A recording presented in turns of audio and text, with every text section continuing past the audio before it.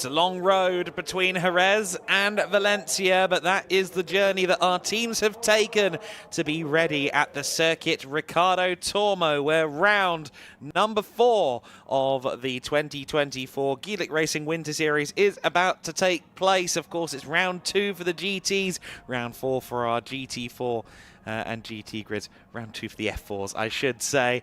Myself, Adam Weller, along with Chris McCarthy of this broadcast, as well as, of course, the incomparable Lucas Gajewski, who will be on the podium as well today. It is a wonderful looking day here at the Circuit Ricardo Tormo, just over 4 kilometers in length. That's about 2.5 miles. 14 corners, not much in the way of elevation change compared to some of our other circuits on the calendar, and it's celebrating its 25th anniversary. Opened in 1999, consistently a home of the World Motorcycle Grand Prix season finale, and it is now midpoint of the Winter Series calendar as well. As you can see, it's pretty much as good as a day can get in terms of February weather, and we are expecting some fabulous racing as a result of it. It hasn't always been dry, it hasn't always been sunny so far this weekend, but our drivers have had a lot of track time to get to grips with the Circuit Ricardo Tormo across our 4 categories this weekend. Why 4? Well, we've got the GT4s, the GTs, and the Formula Winter Series. We've also got the TCR Spain running their second pre-season event as well. So 4 categories to bring you across this broadcast today and across the weekend as a whole. We are starting with the Formula Winter Series within the next few moments, and we will now take a look at that race in detail. We're on the road to going racing for the first time. The Formula Winter Series is up next.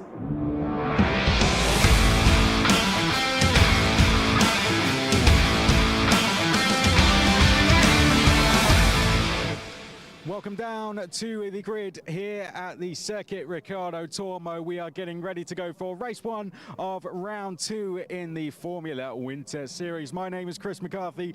Great to have your company. Beautiful conditions, how things can change in 1 week. We've came across country here in Spain and to the beautiful conditions here at Valencia. You might be able to hear in the background the cars are just making their way out pit lane. There you can see Johnny. They are just coming out on to the circuit now to make their way down to the grid. And I guess this circuit, that's one of the biggest things about this circuit, is this incredibly long run that we have on the start-finish straight. So swing round, you'll see this is where the start-finish line is. This is where the grid is. Now coming out that final corner, we have a very, very long run in those Formula 4 cars. Bring it back round, Johnny, down to that first corner as they make their way into that left-hander. So particularly in the first few laps, I think we're going to see a lot of overtaking down here. Beautiful venue here we have at Valencia as well. Once racing here, we had the likes of GP2 back in 2006, where a certain Lewis Hamilton stood on the podium. Then GP3 came here in 2013, where Carlos Sainz stood on the podium. So current F1 drivers have stood on the podium. Follow me, Johnny. Who is going to follow in their footsteps? Let's take a close look at the cars. Here they come down pit lane. You can see the cars making their way down. Don't be shy, Johnny. You can hang over the pit lane here. Lots of drivers getting those shots of the cars coming down. Included in that, Juan Cota, the number 4, just went by. He was one of our winners last time. Here comes Dauda Decker in the 28. BWT livery, looks a beautiful machine, that one. There goes Adam Hideg in the 24. The Genza cars come down. The number 3, Griffin Peebles, one of our winners last time, going by. Here comes number 87, Matej Kolnagi next. There the number 10, Mateus Ferreira. Number 14, Victor Dobrzansky following through. Then we have Gianmarco Pradel, very, very talented driver, went well last time out despite the issues that he suffered from. Here comes number 50 next, Tim Gerhardt. The number 16, Bianca Bustamante, you saw just go through. There goes the 99, Thomas Strauven, who we spoke to last time. There goes number 5 next, Lorenzo Castillo. 22 coming into shot next, Nathaniel Betterby, who we spoke to last time out. 46 on the way through next, and here comes number 9, René Lammers, reigning FIA karting European champion. And speaking of karting talent, 2 more coming in to the grid this time out. We have Nathan Ty, who was a Sodi Kart factory driver. Just mind yourself, Johnny, come round. I'll tell you what, look how busy it's going to get out on this grid. When you have 38 cars, it takes a lot of people to get out onto the grid. And here they come now out. I want to speak to this man here, Lorenzo Flusha, who is going to be racing in the European Le Mans Series. Many will know him from racing in the Formula Regional European Championship by Alpine in recent years. Lorenzo, great to see you, first of all. Of course, your brother racing this weekend. How are things? How is it to be here in the paddock? I know you've got a really good season coming up. How's Lucas getting on? Yeah, really nice to be here supporting him. You know, it's the kind of the pre-season for Spain, which will compete later. And no, really nice weather. This morning was a bit messy in qualifying, let's say, with the track limits and everything. As well, starting P8 here now. Really excited. I mean, he just needs to focus, do his job, learn. You know, it's a really big learning curve, this first race in single-seater. And yeah, for me, really exciting season as well ahead, going into endurance racing. And no, really excited, to be honest. Exciting times ahead. You've been out in the Middle East. Just tell us a little bit about what's coming up for you. Yeah, so I finished the Asia Le Mans Series, the last 3 rounds. Quite a positive experience, just learning all the gist of the new competition, everything. And yeah, now we start the European Le Mans Series in April in Barcelona, 14th if I'm not mistaken. And yeah, European Le Mans Series, and then the big one, Le Mans 24 Hours, which will be amazing, and can't wait.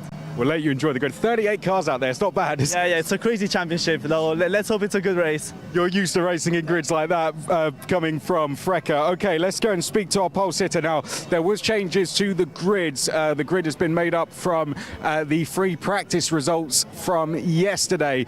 They have been combined. That's given us our grid. I'm sure Adam Weller will take you through all the details from that if he hasn't already. But essentially, because of some track limit violations that took place in qualifying, now all the free practice results from yesterday, the 4 sessions, they've been put together. The best times of each driver now make up the grid. That's essentially how it's going to work. Let's speak to Andres Cardenas, who is going to be on pole position. Well, Andres, you lead the way in the championship. You've already taken a win. This got to be one of the longest runs down towards the first corner, though. How are you finding it? Yeah, I'm finding it really interesting. It's such a different track from Jerez, but I'm ready for everything.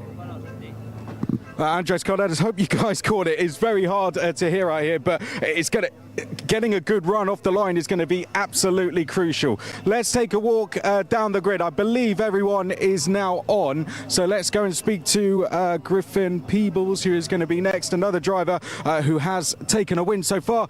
Griffin, taken a win last time out. You think you can now add to that? I guess if you can get a good run off the line here, there's a chance you can grab that lead going into turn 1. Yeah, there's a very big chance in this race. We had very good race pace that we did in practices yesterday. So I think I have the pace to win it, and I think I'm going to give it everything I got.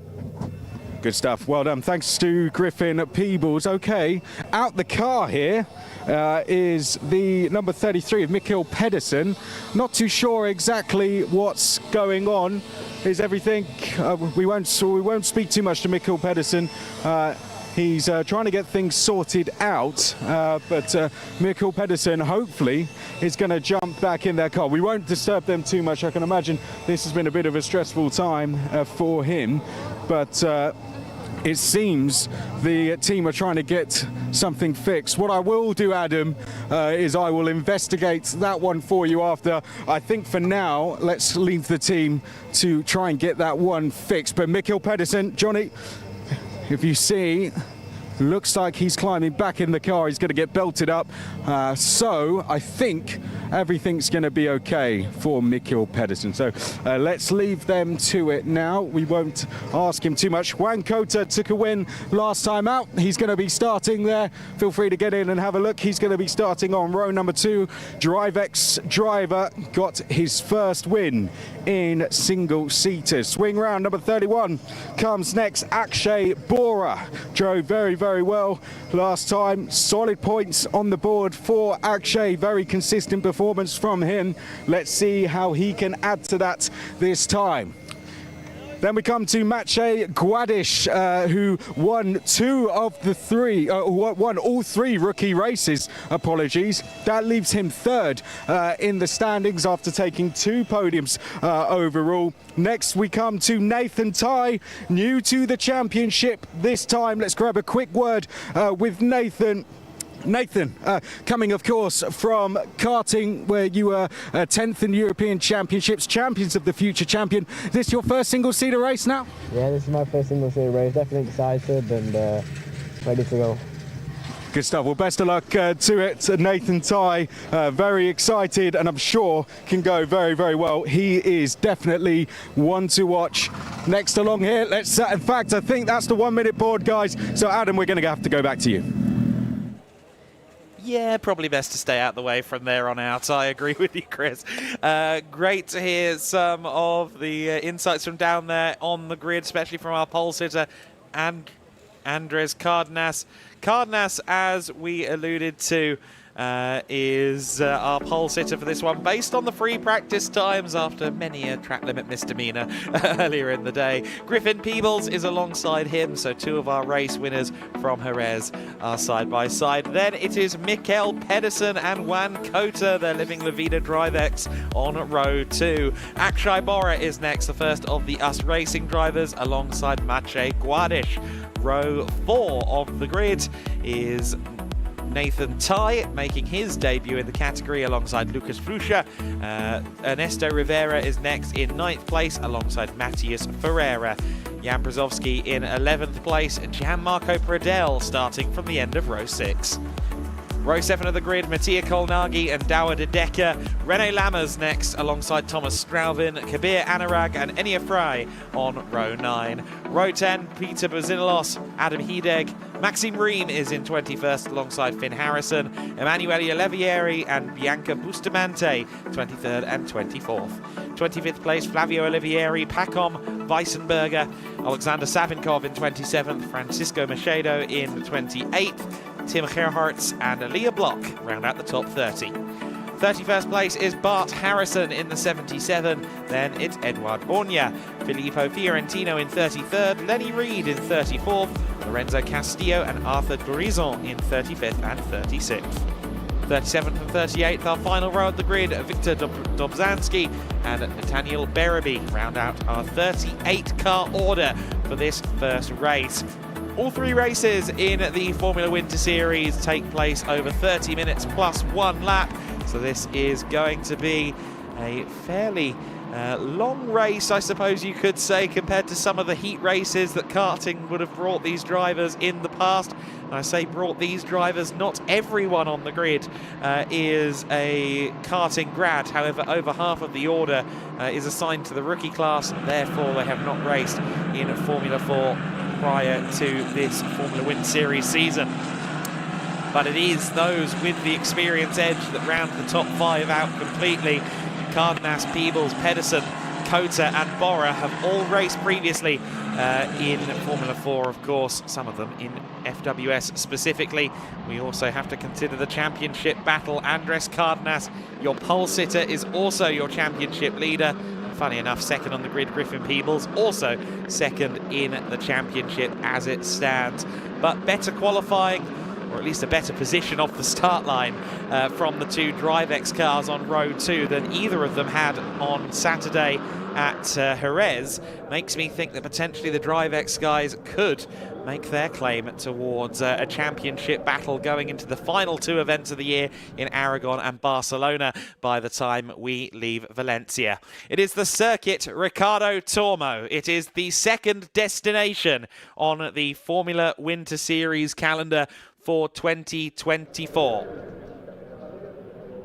It is a 38-car grid, as impressive as it is long, as the sunshine beats down on the circuit Ricardo Tormo. Will it be Cardenas that gets a good start? What about Peebles? Of course, he has the inside line, but he's also got the dirty line. The yellow flag waves at the back of the grid. That yellow flag should theoretically turn green in just a few moments, and that'll be our signal that we're ready to go racing. And sure enough, the green flag has waved. The lights will go on, and the lights will go off. We are racing in the Formula Winter Series for the second weekend of the season. It's a great start from Andres Cardenas. Akshay Bora going defensive further back in the pack, but it is Andres Cardenas that leads the way. Second place looks to be Griffin Peebles. No, sorry, Juan Cota through into second place. Pedersen trying to get past for third as well. The number 3 car of Peebles drifting out wide there as they all make their way through turn 2. There's the number 9 car of Rene Lammers towards the middle of the field.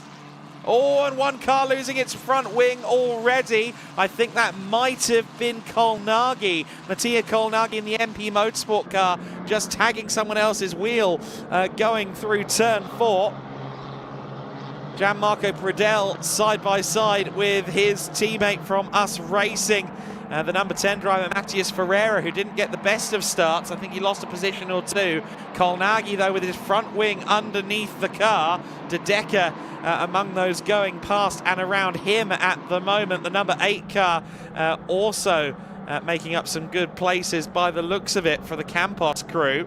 But De Decker, yes, side by side with the number 8 machine, so that is a very, very impressive start. Everybody through the first few corners. Per my information, Przowski, yes, started 12th place, so I think he's made up at least 1 or 2 places on that first lap. For 3, 4 wide going through turn 13. That's the 46 car coming out on top of that particular exchange. Look at them all drifting out wide. You don't want to be doing too much of that based on what happened in the qualification session. But we'll have to see. Packed stands here as they all run past on the first lap. Kolnagi continues to fall through the order. Buzinilos in the 46 MP car has just gotten past him, having already made some positions on lap number 1. But it's Cardenas from Cota, Peebles, then Pedersen in 4th place, Maciej Guadish in 5th position, Akshay Bora in 6th place. Everyone making their way through turn 4 once again. It's a bit of a pinch point this corner. Deceptively action-packed, the racing through turn 4. You have to think that the 87 car of Kolnagi isn't going to stay out there for too long with that front end damage. Yes, the car seems to still be running relatively okay, but just losing positions hand over fist at this point, and a little bit of a tag, and that front wing is going to go under the wheels potentially. Thomas Strauven has just gotten past the wounded machine, the 87 car. But Campos' Andres Cardenas, much like he did at Jerez, already looks like he's got quite the hold on race 1 of the weekend. Oh, and he just saw going airborne a little bit there, the 87 car. So Kolnagi, I think, may have to call it a race, or at least call it a visit to the pit lane. And while that's going on, the safety car has been declared. Now, there was a yellow flag at turn 8. There was also a little bit of debris down at turn 8, but I didn't see any cause for a safety car necessarily. Is that debris the only reason that the safety car has come out? It may well be. Nonetheless, the race has been neutralized. I'm quite surprised that... oh, now this is what's happened. The 37 and the 74 cars are the two in the gravel trap then. So the Monlau competition machine of, I think that's Lenny Reed, isn't it? Yes, Lenny Reed is one of the 2 cars into the gravel. The other being the Cram Motorsport machine of Filippo Fiorentino. So Fiorentino and Lenny Reed both into the gravel trap, and those 2 cars need an extraction. I didn't see that moment unfold, but obviously the end result is clear, even if maybe we're not quite sure how the cars ended up in that position. Turn 8 is often one of those sections that just tempts a driver coming out of this kink at turn 7 to just try and launch it up the inside at 8, and often it doesn't quite go to plan, and that's exactly what we've seen, unfortunately, in the early stages here. So Andres Cardenas will lead the neutralised race from Cota and Peebles. And a few drivers move up the order elsewhere. Pacom Weissenberger, I think, has moved up a few places from where he qualified. Weissenberger started 26th place and is up in 17th. So yes, a few places and more for Weissenberger in the Campos machine. Back on Weissenberger, the young Frenchman. And will Mattia Kolnagi finally decide to pit this time? He's still got that front wing hanging on by a thread underneath the car. I would suspect we're going to get at least one more lap under safety car. You can see the tractor moving into position from turn 8 there. I would think 1, maybe 2 laps under safety car. See the tyres being scrubbed across the surface by the drivers, just trying to get any iota of extra temperature into them as all of the temperatures drop. Of course, being a relatively warm day by February standards, a lot of these drivers might have fairly low tyre pressures, expecting them to build as the race goes on. So it's quite critical to keep the tyres happy, keep the tyres within operating range. The 87 car of Kolnagi is into the pit lane as anticipated. So Mattia Kolnagi is in. The 66 car has also been in the pit lane since this race began. I think that was before the safety car came out. And the 66 car has come into the pit lane. That is Francisco Machado, the other of the 3 DriveX cars. Meanwhile, the marshals have done a pretty good job already getting those cars to start moving away from their resting place. So Fiorentino and Reed's vehicles almost clear. There is Fiorentino running again. And I understand that the 66 car of Macedo has continued on now. So Macedo pitted just as the safety car came out and has rejoined the race and has done so still on the lead lap as well. So that's the critical thing there.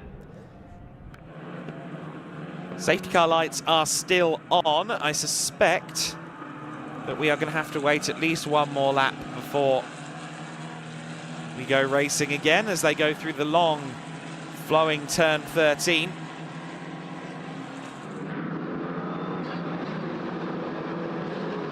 Cardenas, as I was alluding to on the formation lap, comes into this weekend as championship leader. Of course, Andres didn't compete the full 2023 Spanish Formula 4 Championship, but that was entirely down to his age. He was too young to race in the opening couple of races of the season. Cardenas took his first win in Spanish F4 at Jerez. He took his first win in Formula Winter Series at Jerez last weekend as well. So clearly that circuit is one that favours him, but he's right there in position with Juan Cota just behind him. Cota debuted in Formula Winter Series last year. Had a very good, promising run in the Valencia races for in 2023. We're expecting him to be a favourite across this weekend again. He came in with a lot of confidence. That much was obvious talking to him in the paddock on Friday. He feels like he's got a good car underneath him. He feels very confident in his own abilities. And certainly I know that DriveX have a lot of faith in his abilities too. Of course, Mikael Pedersen was an absolute star turn in his first weekend racing non-Danish F4 cars. The F4 Danish champion of 2023 really did show up and show out at Jerez.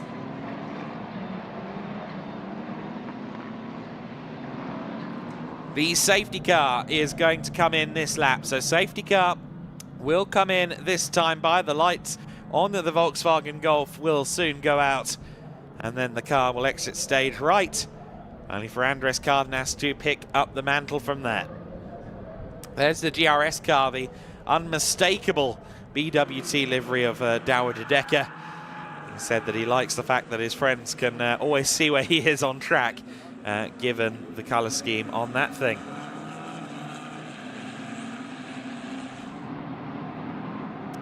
So then the safety car will come in this time. We'll have just under 1/3 race distance to go, plus 1 lap.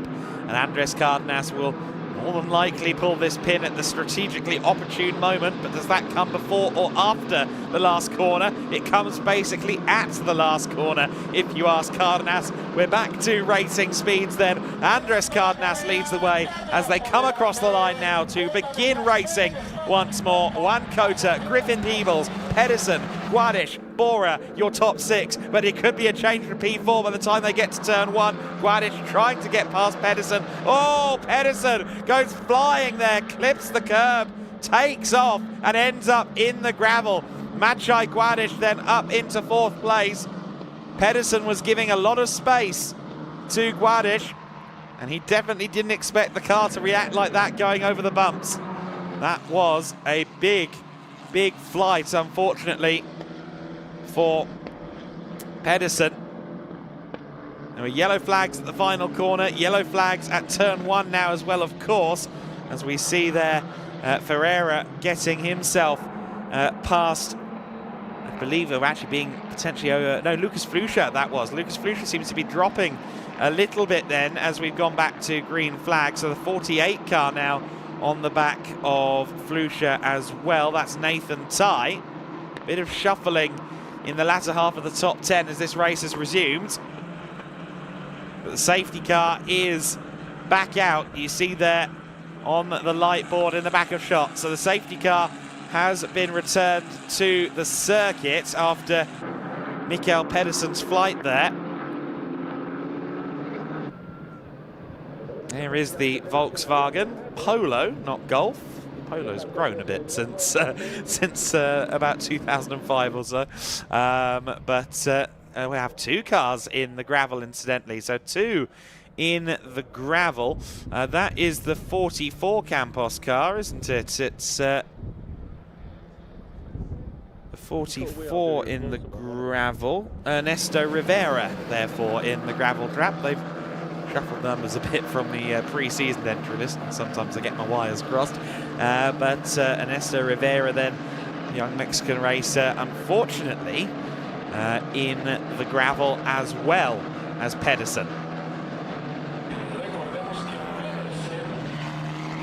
You see the fans here at the Circuit Ricardo Tormo. Free entry, of course, for this event, as is always the case at Giedlick Wind Series events, and a lot of fans have descended upon the Circuit Ricardo Tormo to get some racing in February. Rivera staying in the car by the looks of it as they get ready to crane it away. He'll be hoping to get back out there on the circuit then. We'll be hoping they drop him just north of the curbs and send him off again. So then your order at this stage of the race, your race leader is Andres Cardenas, then it's Juan Cota. Griffin Peebles will be very aware of the fact that his young teammate Maciej Guadish is once again right behind him. Akshay Bora and Matthias Ferreira 5th and 6th place. Then it's Flusha. Nathan Ty in 8th place. Gianmarco Pradel up into 9th then. He's snuck his way into the top 10. Jan Pesharovsky in 10th position. Douwe de Decker 11th. Peter Bezinalos in 12th. Lammers, Weissenberger and Fry, your top 15. Weissenberger's trip up from 27th continues with great momentum despite these safety car periods. Of course, he is picking up some places based on the incidents and accidents that cause these safety cars. Ernesto Rivera then will also go no further. He started up in 9th, so he was there in the top 10 too when he went missing. Pedersen's flight was, of course, the big eyebrow raiser there.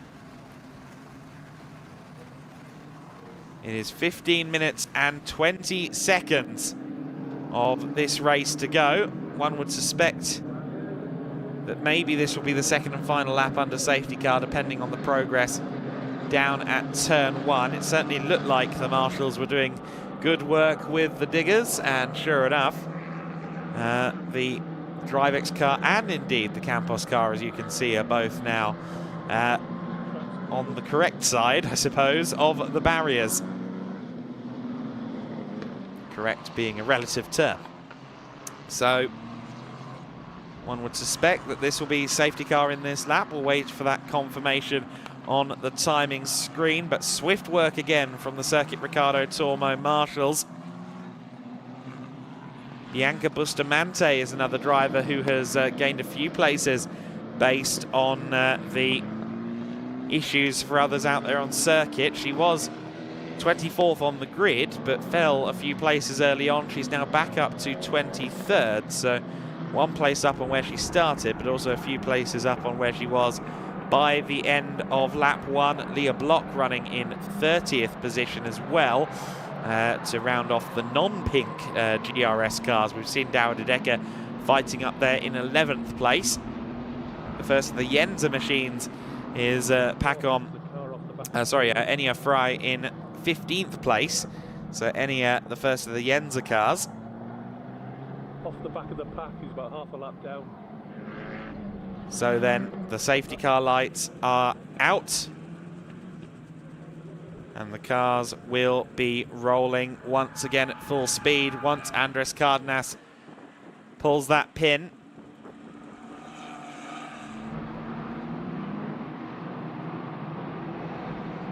Cardenas bunches them all up.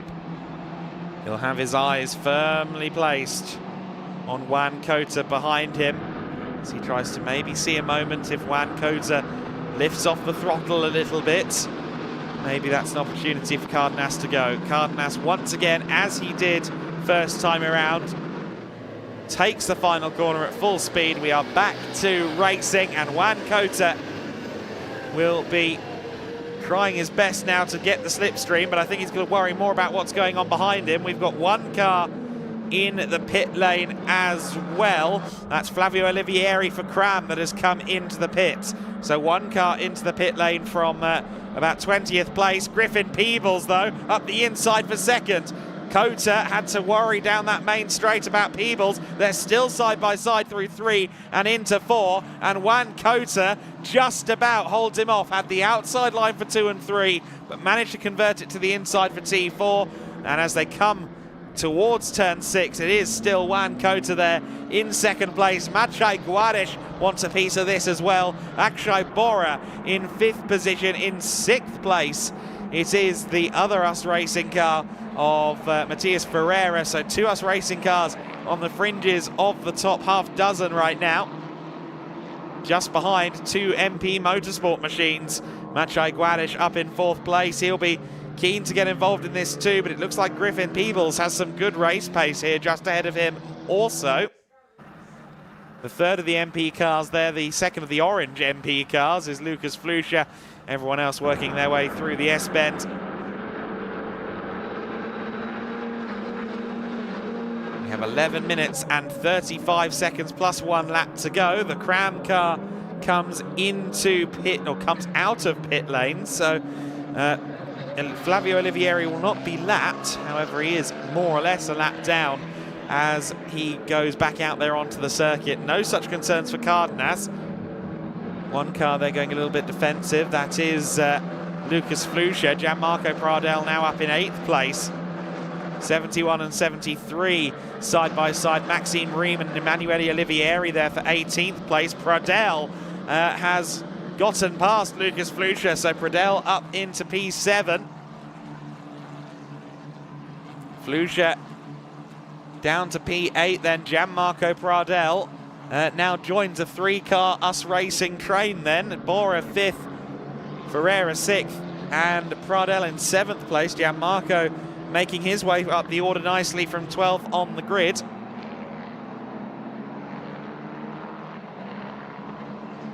There is Flusha just locking up in front of Nathan Tye in his first appearance in single-seater racing. The young 15-year-old from Sheffield won the 2022 Champions of the Future Euro Series. Former factory driver for Sodi, as Chris McCarthy alluded to on the pre-grid. Got some very high places in the world of karts and is now looking to move into the car racing world. Some side-by-side action further back there. One of the Yenza cars getting into it. I think that was Alexander Savinkov and Ewa Bornia having a bit of a scrap further back. The field comes streaming across the line once again then. All single file down the main straight. Except for one interloper, that is the 99 of Strauven. Strauven just chasing Maxime Riem. I think these two got into it at Jerez as well. The 46 and the 28 also side by side. De Decker just still with the nose ahead of Bazinilos. Bazinilos tries to get to the inside at turn 4. That is for 11th place on the circuit, and now Bazinilos has to worry about his MP compatriot René Lammers, but Lammers in turn gets rather rudely dive-bombed there by Pacon Weissenberger, who continues his trajectory up the order. Weissenberger with the inside line for turn 8. And the Campos driver gets past young René Lammers. Of course, Lammers, another one of the debutants, another one of the drivers coming on song in single-seaters. Hasn't quite had his luck on his side so far. The qualifying session that ran this morning, where track limits were a particularly hot-button topic, he actually set some very good lap times there. He would have been well in the top 10 had the results for that session stood, but he's a little way further down the order as a result of the stewards having not really much choice but to form the grid based on free practice results. One very wide MP Motorsport car, please, says Lucas Flusha, as Nathan Ty and Jan Przowski fight hard behind him. Jan Pisharovsky, I should say. Another all-in-backed machine. Got a couple of them on the grid. The other one, of course, being Maciej Gładysz, as the Polish motorsport scene put their money behind some of these young developing talents. The AKM car there, looking at the inside, that was Emanuele Olivieri trying to find a way past Thomas Strauven. Douwe de Decker, you may remember in race 1 at Jerez, the bright pink car was on screen a lot, but not for any of the right reasons, was doing a lot of defending and losing several positions. An engine drama for the GRS crew. The car got progressively worse as the race went on.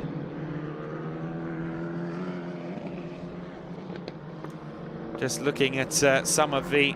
Oh, as the number 8 car has a moment there, that was Pisharovsky. Pisharovsky having a moment at turn 11 there. Looks like he's continued on unabated and, well, largely undamaged. Pisharovsky losing a couple of spots though in the process, was well in that top 10 and will cross the line now in 13th place. So from 10th to 13th goes Pisharovsky. Douwe de Decker to the inside of Weissenberger, and Weissenberger just about holding on to that inside line, making that position stick, or that outside line and making that position stick. Can carry a lot more speed around the outside, sometimes at turn 1. Staying within the track limits is a different challenge, as René Lammers very, very close quarters with the GRS car of De Decker. De Decker still with the nose on the inside as they run through turn 5, but René Lammers staves off the advance there. Lammers was running behind De Decker at the start of the lap in 14th place, and unfortunately De Decker has lost 2 or 3 places. I think he is 14th now, just halfway through the lap, so he's lost a little bit of time. Maxime Riem there losing out as well. Thomas Strauven is the next car on the back of Maxime in the US Racing machine. So Maxime was 17th at the start of the lap. Thomas Strauven was just behind him. Emanuele Olivieri has gone from 19th to 17th on this lap. So Olivieri in the 73 AKM car, having a particularly good run of it on this run through. Adam Hedeg is just behind Thomas Strauven as well. So Hedeg looking to try and get the slipstream here. He's got a very good run out of the last corner, as does Nathan Ty. And this time, Ty might be by. They're side by side as they run towards the second corner. He has the inside line. Flusha tries to cut back into the inside of the corner, tried to get a good run out of turn 2, but I don't think it's good enough for him to have a move at turn 4. No. Nathan Ty is up into 8th place then definitively now. Oh, and Pacom Weissenberger has had a moment there. That is at the 66 involved as well. Mikael Garde Pedersen. I think this is towards turn 13 by the looks of it. But the red flag has been waved as a result. So Pacom Weissenberger and this young man, Mikael Pedersen, have had a coming together out there. That is the inside of turn 13 by the looks of it. Yes, it is. So, didn't see that one happen in real time, but clearly there's two separate incidents actually, because Weissenberger, I don't think he is at the same part of the circuit, is he? That looks to be exit of the final turn, but Weissenberger off elsewhere on the circuit. In fact, that's out of turn 2. So yes, clearly separate incidents. Pedersen's had an off, as has Weissenberger. And with 4 minutes left of the race, with cars strewn across the circuit Ricardo Tormo, the race has been red flagged and will not be restarted. So Andres Cardenas is coming back into the pit lane, a race winner, albeit perhaps not in the manner that he would have liked. Cardenas takes win number 2 of the 2024 Formula One Series season. Now, oftentimes these races go back on countback, however, usually not involving the drivers that cause the red, so I suspect that it won't do any favours for either Weissenberger or Pedersen. And everybody being pushed back into their boxes, which means that we're going to have drivers displaced from the podium. You can see Cardenas there in the 18 is at the very end of the pit lane. So Cardenas is going to have to do a bit of footwork, I think, to get towards the podium, which is on the far end of the pits. But Cardenas then, your winner. Juan Cota in second place. Peebles, Guadish and Bora, your top 5. Matias Ferreira and Gianmarco Pradel should be your top 7 by the end of all this. Of course, the countback might well come into play and change a few of those results. In fact, I think it already has. Nathan Ty, for instance, is back behind Lucas Flusha because, of course, he made that overtake on the lap where the race got red flagged. So a few positions will switch back here.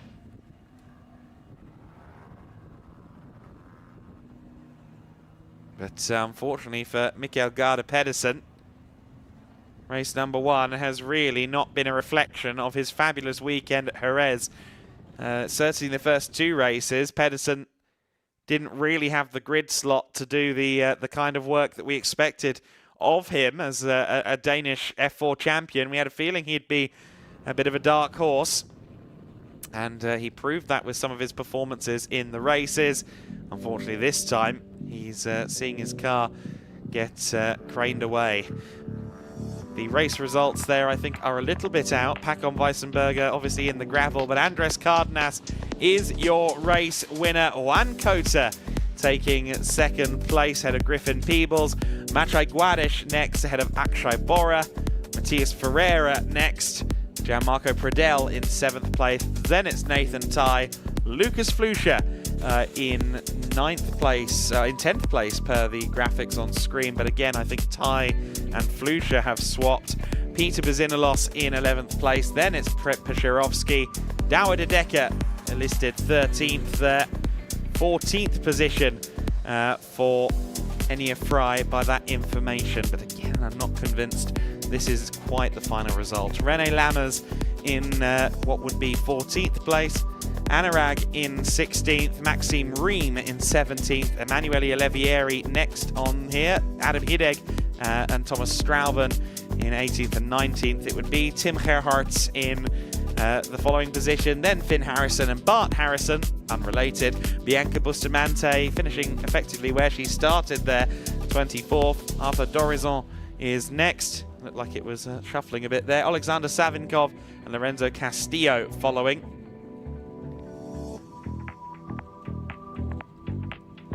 And we, I think, are just in the process of getting updated results through. Obviously, the first clue there was Pacom Weissenberger on the top. He was unfortunately one of the cars that ended up in the gravel by the end of that race. I had a feeling he was going to be top 10 by the end based on some of the overtakes he was making, having started well into the 20s on the grid. 26th on the grid. He was fighting into the top 10 at the moment where his car came off the circuit.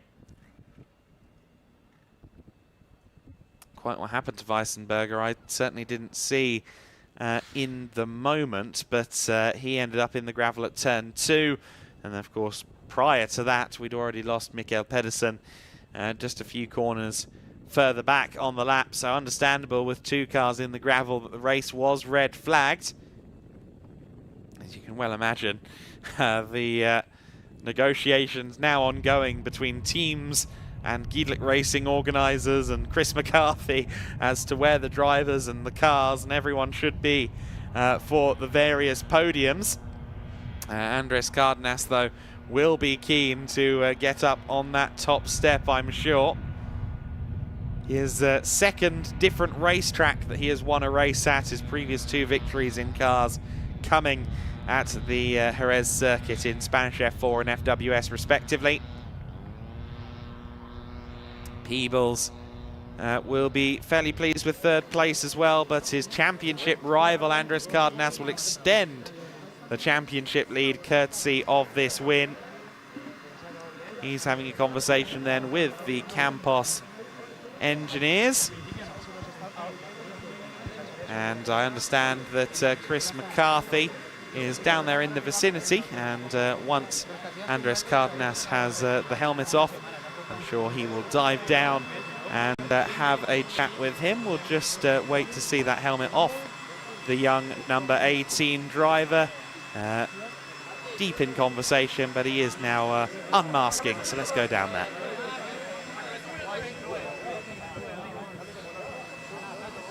Hello, Johnny. Yes, welcome down. We're going to grab a word with Andres Cardenas, who is down here. We can see the top 3 cars. Andres Cardenas is just over here, so we're just going to grab a quick word with him now. He's just going to head over to us. Of course, lots of celebrations. Juan Cota, well done to him as well. We're just going to have a chat with our race winner. Come over and stand in front of your car here, Andres. Wow, 2nd win of the season, 2 wins in 2 rounds. That must feel fantastic. Another perfect start to the weekend. Yeah, sure. I feel very honored to, of course, win. Yeah, I want to thank all my team, all the persons that have supported me, and yeah, we keep going for tomorrow. Of course, 2 safety car restarts out there, a couple of safety car restarts.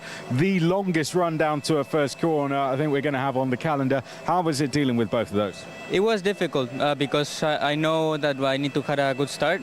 That's exactly what happened. So yeah, in that part I'm very happy. And also to manage the race with this much heat and all of these different factors, yeah, it's difficult, but at the end we managed it. And we did have the red flag at the end, but it looked like you always had that race in control. Did it feel like that in the car? Yeah, for sure. At the last laps I struggled a little bit with the pace, but apart from that, start, safety car restarts, I think I managed them quite well. So yeah, very happy about it.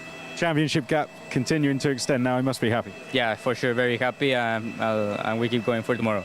Stuff. Well done. Andres Cardenas, we'll let you get up to the podium and celebrate. Well, as you can see, Adam, plenty of people, Johnny Swing Round, gathered down here ready for the podium celebrations, which are going to take place just above us up there. The top 3 cars are down here. The top 3 drivers are heading up to podium now, so we'll go back to Adam Weller, our commentator, very shortly. Lukas Gajewski is preparing for podium celebrations. Well, certainly good effort from everyone to get the drivers where they needed to be at the correct moment there. That was certainly an instant-fill race. Didn't quite end in the manner that we were anticipating, but nonetheless, Andres Cardenas will be delighted with another race win. Let's take a look back at some of the replays, though, of race number 1. So then it was a very good start off the line for Andres Cardenas. Griffin Peebles having to go defensive from the front row of the grid. Juan Cota to the outside at turn 1. He'd have a nose ahead. He'd have a car ahead before too long. Pashirovsky and co. René Lammers, Douwe de Decker all fighting their way through the first few corners. Unfortunately, Mattia Kolnagi getting his front wing jammed under another driver going into turn 4.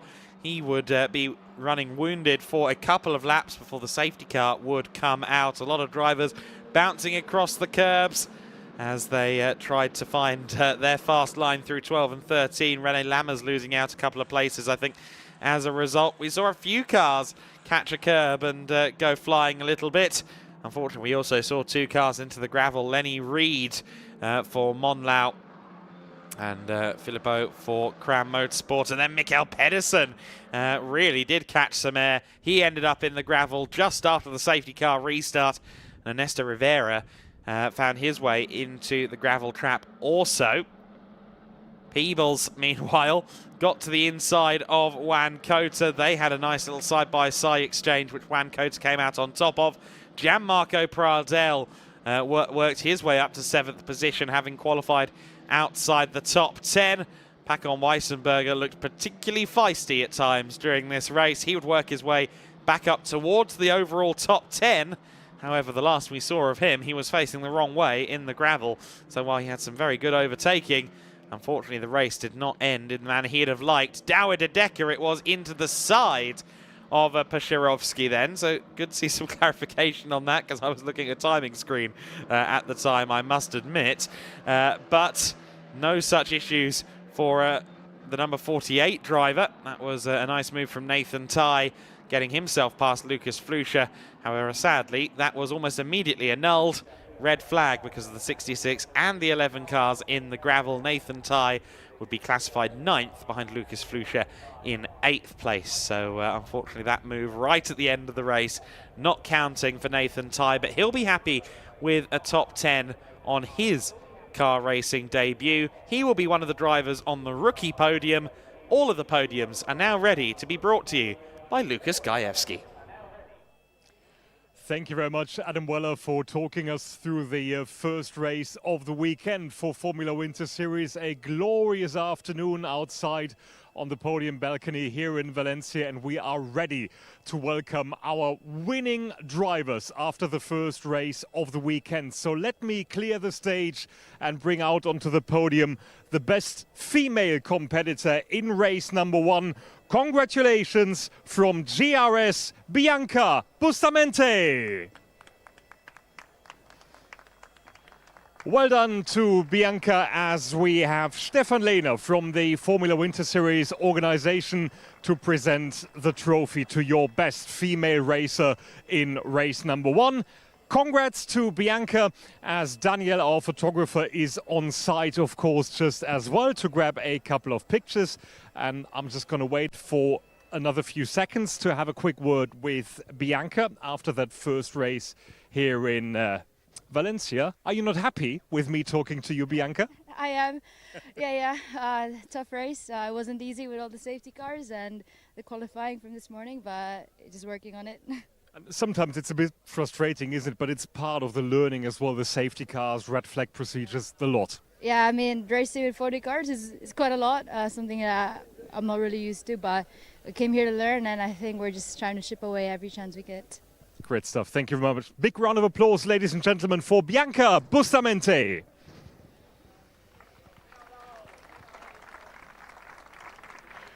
So, coming up next is our rookie podium, mentioned earlier on by Adam in commentary just as well. 3 rookie drivers on the podium, and in 3rd place it is Nathan Ty. Congratulations!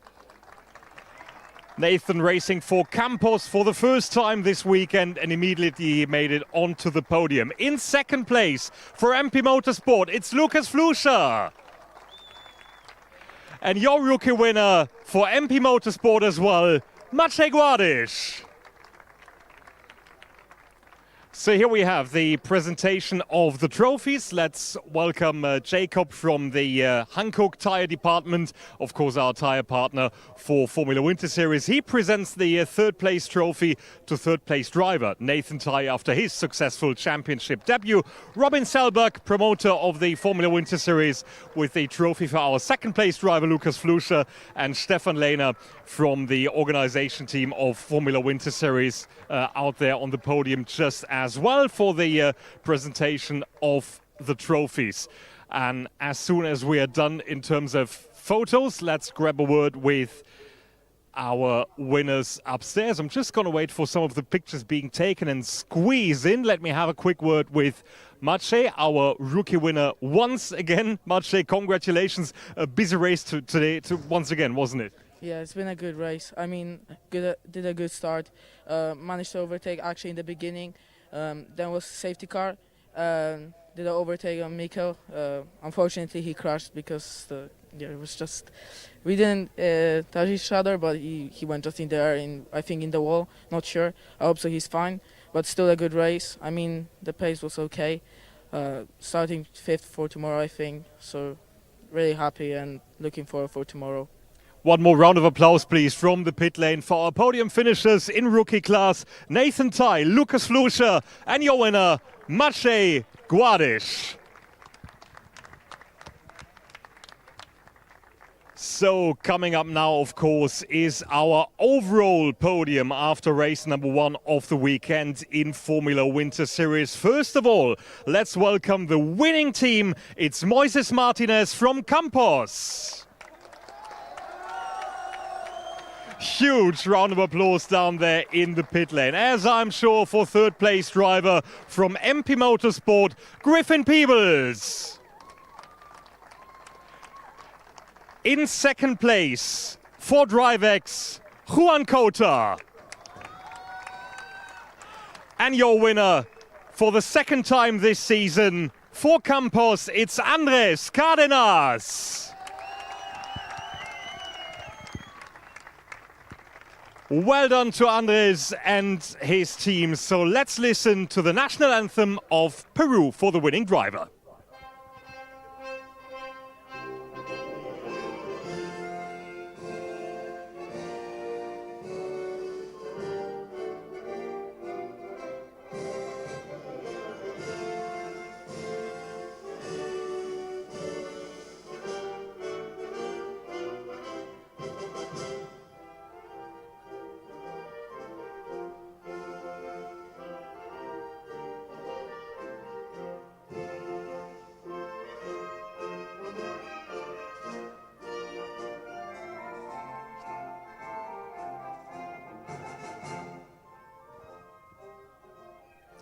Well done, big round of applause to your winner, Andrés Cárdenas, victorious in race number 1 of the weekend. So let's start with the presentation of the trophies. Stefan Lehner out there to present the trophy to our winning driver. Robin Selberg is there as well. And we've also got Andrés Mendes for the Spanish Formula 4 organization, and Jacob from our tire partner Hankook to present the team trophy just as well. So, big round of applause once again. Our top 4 guys on the podium. Campos Racing, the winning team. Griffin Peebles, Juan Cota, and your winner is Andrés Cárdenas for the second time this season in Formula Winter Series. Of course, we saw the opening round just a week ago in Jerez and are now back for the second set of races this weekend in glorious sunshine in Valencia. Smiling faces on the podium and in the pits just as well. I'm just waiting for some more photos being taken down there, and then let me speak to, oh, they're all fleeing. Hang on, guys. Juan, let me grab a quick word with you in second place. And of course, yeah, Griffin, you can stay as well, of course. And if you want, I mean, you've been interviewed downstairs already, but right. Juan, congratulations. It's another podium for you in Formula Winter Series, but a very busy race, I reckon, for you. Yeah, well, we have a little bit unlucky because of the safety car and also the red flag. I think the first lap we managed to get P2, we started P4, so that was very good. And also, as I said before, we're very unlucky because we find a good pace on the first lap, and also on the end of the race we have a very, very good pace. I have the best lap of the race, so well, tomorrow we start on pole. Yeah, it feels good and got motivated for tomorrow that we are going to try to do the victory. Juan, thank you very much, and best of luck for the rest of the weekend. Griffin in P3 in the end of the race. Tough one, I guess, with all the safety cars and stoppages. It's so difficult. You never know what to expect. Yeah, in my opinion, we had a bit of a bad start. Juan got us on the start, but we had very good pace. We kept up with the top two, and after the first safety car restart, I had a good start, and we were really close to him, and I could have made a move. And then we had another safety car like half a lap later, and then on that restart, I went down inside into turn 2, and I thought I made the move stick, but he just held it around the outside. And later on, I was keeping up with them. I made a very good lap for tomorrow's race too, so I think I'm starting the front row or very close to the top. So tomorrow I'm going to give everything for the victory. Griffin Peebles, thank you very much. Thank you very much. And enjoy the rest of the day. As of course will we. We've got another very busy schedule lined up for you this afternoon. Of course, there is the GT Winter Series, the championship that made the Gietlichen Winter Series package famous across Europe. That's going to round out the day. Later on, we've got TCR Spain for the second time on our support bill later on today. But up next is GT4 Winter Series, which has been incredibly competitive, incredibly exciting. Last time out in Jerez under very difficult weather conditions. These are definitely not going to be affected today. It's glorious weather, blue skies and sunshine. It's all set for race number 1 of the GT4 Winter Series, brought to you live from Valencia.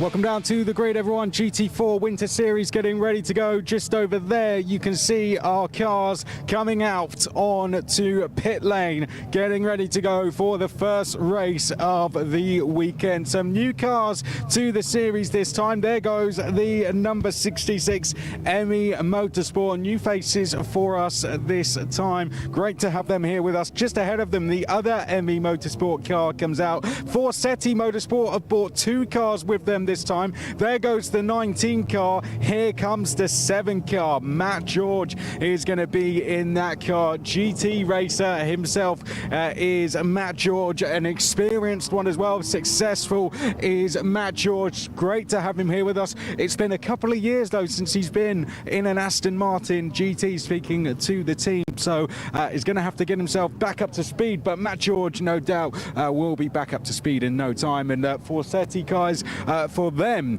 great to have 2 cars out there, and they fill the front 2 rows on the outside of the grid. Welcome down to the grid though. As I said, GT4 Winter Series, we're in round number 4 now. We officially begin the second half of the season. This race 1 of 3 of the weekend. Beautiful conditions. I think we've been given enough of difficult conditions so far this season. It is the GT4 Winter Series after all though. Plenty of fans up with us this weekend as well here in Valencia. all the way down the start-finish straight. We've got plenty with us. I hope you're all enjoying the action so far. GT4 Winter Series Race 1 getting ready to go. We just had the Formula Winter Series on track. 38 single-seater cars blasting round. Now it's time for GT4 Winter Series, who never seem to let us down. We had a 6-way fight for the lead last time out, where the guys were on slick tyres in the rain. Here we can see the long run, the long start-finish straight. They're going to come out of that final corner, Johnny, get into formation, and then make the long run down this start-finish straight. Who is going to be in the lead by the time we reach the end of it? It could be any one of those top 4, I'd say. Let's step back behind the start-finish line. This is it here. They'll cross this start-finish line, head down. By the time we get to the end of that, any one of those top 4, I'd say, could be in the lead. It's going to be absolutely fantastic. Let's come round to the front of the grid and await our pole sitters. Elite Motorsport are going to be starting at the front of the grid. Dean McDonald is here working with the, are you with the Elite guys this weekend? Great to have you here with us this weekend. You're here working with, are you with the Elite guys this weekend?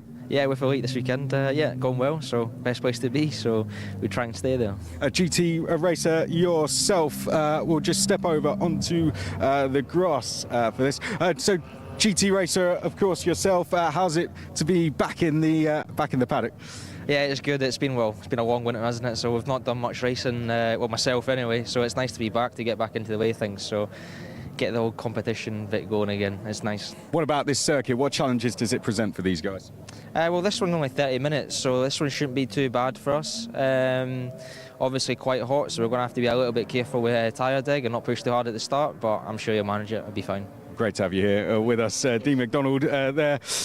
Good to have him here with us, and good to have Elite Motorsport here with us. And Tom Leben is in the car ready to go. Tom, you took the car to victory last time out, first victory of the season, and you're not in a bad position to make that too now. This a long run down the start-finish straight, isn't it? Got to be one of the longest I think we've ever taken on. Got your eyes on taking that lead down to turn 1? I'm going to do my best. We might struggle a little bit, but I'm going to do my most best to hold the lead and try to control the race, really. And what about the McLaren, the car? Do you think this is a track that suits it in certain areas? Well, we're on pole, so clearly, yeah, it's going well. So far, it's going pretty good. Good stuff. Thanks very much, Tom. Yeah, I guess that does answer the question, doesn't it? But there we go. Tom Levin does his talking on the track. Let's go over to Forsetti next along. Just keep an eye on the boards before we do that. Jamie Day has the door open, which means Mikey Porter is aboard, who is being spoken to by race director, so we'll speak to Jamie while that's happening. This is going well so far, isn't it? Pole position once again. That's quite a few in a row. That's going to be about 6 in a row, I think. Not quite, but yeah, it's a good run you guys are having, though. You can't keep you guys away from pole position. Yeah, it's been going well. Obviously, we're again on the front row, so just hoping for a nice. Well, second today, but yeah. Yeah, just main thing, just keep hoping for a nice clean result, and yeah, just come away with some nice points. Good stuff. Well, let's speak to Mikey Porter, who is on second place. Sorry, Elite Motorsport. Mikey, second place for you guys. So outside line going down to the first corner. What do we reckon for this one? Yeah, same as always. Try and get the best result, which is always first. Yeah, starting on the outside, just got to see how it plays out with the Elite next to us. But yeah, hoping for another good result. You know, being consistent is always key. Good stuff. Best of luck to these guys. I want to go and speak to Matt George next, who starts 4th place. Great to have him back racing in the GT cars. It's been a while, I think, since he's been out in Aston Martin. So, Matt George, great to have you. We spoke to you on the grid last time in pretty dire conditions, to be fair. How's it to be in the car this time? Yeah, not too bad. Nice to see you from this seat. It's a lot warmer, a lot less wet, so yeah, pretty happy so far. It's been a little while, I think, since you've been in one of these cars. Tell us, how long's it been exactly? A couple of years. First set of new tyres was in qualifying, and yeah, it's been new. I'm not in the fastest car on the grid, I know that for a fact. We're struggling a little bit this weekend with this particular car, but you know the team are doing the best they can to get something good underneath me, and hopefully we can make the race spicy. Good stuff. Best of luck. Great to have two Forsetti cars out there. So we got our championship leaders starting second on the grid. 4 wins for them. First win for our pole sitters last time out, looking to make it 2. Then we come to our new entry this time, as they said, looking to make it quite spicy. Schnitzelbaum are next. 2 wins for these guys so far this season, and they are right up there. Second place in the championship. We'll grab one very quick word. Going well so far this season, second in the championship. Reckon we can take some points out of the championship leaders? I hope so. This weekend seems pretty good. The qualifying was just a bit unlucky with all the gravel on track, but now I think I can show my real speed. Pace-wise, you think this car, you reckon this is a track that suits you car-wise? I definitely think it suits the McLaren, but you know, I'll just do the best out of it and try still getting the victory, right? Good stuff. Best of luck. We are beginning to clear the grid, so we're not going to walk much further up, Johnny. Here we can see the lovely Toyota Supra. I don't know if we have time to speak to these guys. I'd like to try to, if I can. The Nigel Greencell Motorsport. Hello, guys. I'm going to dip the microphone in. Great to have you guys with us. How is it driving the Toyota around here? Oh, it's fantastic. First time here, and I've seen this place on TV watching Valentino Rossi race MotoGP for years, so I've always been looking forward to coming here, so it's great fun. It's really great to have you here. Nigel Greencell and Harry Barton are going to be in that car this weekend. Emmy Motorsport are alongside. Nigel's going to be starting the race for them this weekend. There's a good look down the grid. 1 minute to go. Johnny will leave you with a look down the grid. A very quick break, and then we're going to go straight to Adam Weller.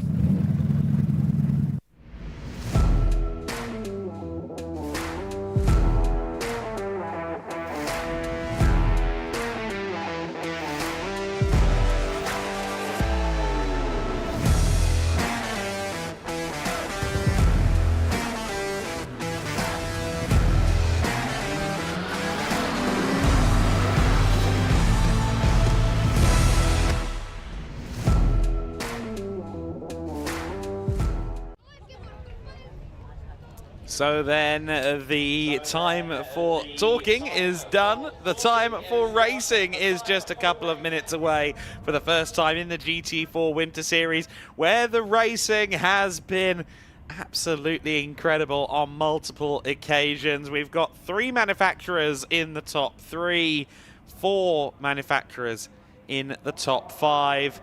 And it is Tom Leben in that McLaren Artura that will lead them away for Elite Motorsport. Forsetti's Mikey Porter will drive both cars this weekend. He starts race 1 in the 19 from 2nd place. Joel Mesh is next in the 11 alongside Matt George in at the number 7. Nigel Greencell in the Team Barton Racing Supra. Great to have them on board. They start from Pro-Am pole and 5th overall. Watch out for Nigel. There's nothing he can't pedal. Linus Hana is next in the number 33 BMW M4 GT4. So 2 Pro-Am cars there on that row, and a further 2 on row number 4. Charles Dawson in the 85. Marcus Ichel is next. Then it's Max Huber and Alberto Di Martin in 9th and 10th. Nicole Sander and Christian Cohen in 11th and 12th. 13th and 14th place, Franz Linden and the returning Under Erdem. Good to see him for the first time since Estoril. Willi Kuhne taking over the number 110 car for this race. Of course, Enrico Ferderer, his co-driver there. And we'll see how Willi does in this race. Tom Leben starting from pole position. Then Leben, of course, was joined by a second Elite Motorsport car. The Meakin and Tom Leben car had a second a teammate last time out. This time it's Forsetti Motorsport who have brought a second car out to the fray as well. So the numbers increasing from some of the teams on this grid. So exciting to once again welcome some new cars in there. The 2 ME Motorsport machines, of course. The Toyota Supra making its first appearance in the GT4 Winter Series with Team Barton, with Nigel Greencell, and of course the eponymous Harry Barton, the historic racer, delving into the world of modern competition. Greensaw, meanwhile, has driven everything from Formula One cars to 60s GTs to Fun Cup machinery, just about anything, with roof or without, for Greensaw. Very surprised to hear it's his first appearance at Valencia. Tom Leben will be starting then from pole position. Mikey Porter on the outside of that front row. Mesh and George on row 2. Matt George will be looking to try and play rear gunner here, help Mikey Porter along if he possibly can. The car pulls in, the safety car has vacated, which leaves nothing but GTs as we get ready for GT4 Winter Series race number 1 of the weekend. We are racing, and it looks like a great start from Porter. Looks like he's ahead as they run down to the first corner. Yes, he is. Porter folds in to the inside line. He leads into turn 1, second place. Joel Mesh, Levin and George side by side. The 2 ME Motorsport BMWs go bouncing across the curbs on the outside of turn 1. George trying to go around the outside. Matt George not quite able to find his way past Tom Leben. It is Mikey Porter then that leads the way in the Forsetti Motorsport car. He might not have had pole position at the start of this race, but he's very quickly inherited the lead. Joel Mesh in second place, then it is Leben, then it's Matt George. Fifth place is, I think, Linus Hana in the first of the 2 ME Motorsport machines. Linus Hana will be one to watch in this race as well. Oh, and Nigel Greensall diving up the inside of the 33 car. So that was Linus Hana behind Marcus Ichler. And now Nigel Greensall has gotten past him as well. So that Pro-Am battle looking very feisty. Greensall lost a place or 2 there early doors, but is back up into 6th overall. Second in Pro-Am, Charles Dawson, just behind the second of the 2 ME Motorsport BMWs then, as they work their way through the middle sector of the first lap of this race. It will be 30 minutes of racing, no +1 lap in this one, so the second that clock hits 0, we are on the final lap. The NM Racing team cars are together, as they often are. Side by side for the AM class lead momentarily there. Max Huber behind Alberto Di Martin as they go well off the circuit coming out of the final corner. It's turn 1, turn 6 and turn 14 that seem to have been the main points of contention in regard to track limits so far this weekend. So drivers need to be careful at those corners. Joel Mesh will be throwing all care and caution to the wind as he pursues Mikey Porter. Joel Mesh, who I spoke to earlier in the week, has... Oh, we'll come back to that in a minute because the hand battle is getting very close. Great dive there from Di Martin, I think that was, just trying to fire back on Max Huber. Let's see what order they've come out in. Hopefully they are both still there. Thankfully, yes, they are. And that does look like it was the number 15 ahead still. Yes, Alberto Di Martin is still there in the AM lead. But Joel Mesh at the second position overall in this race in the Pro class. Second in the championship as well to Porter and Day. And was speaking to him, I said, you know, how are you feeling coming into Valencia? He said, well, I'm feeling like I need to score a load of points after Jerez, which didn't really go his way.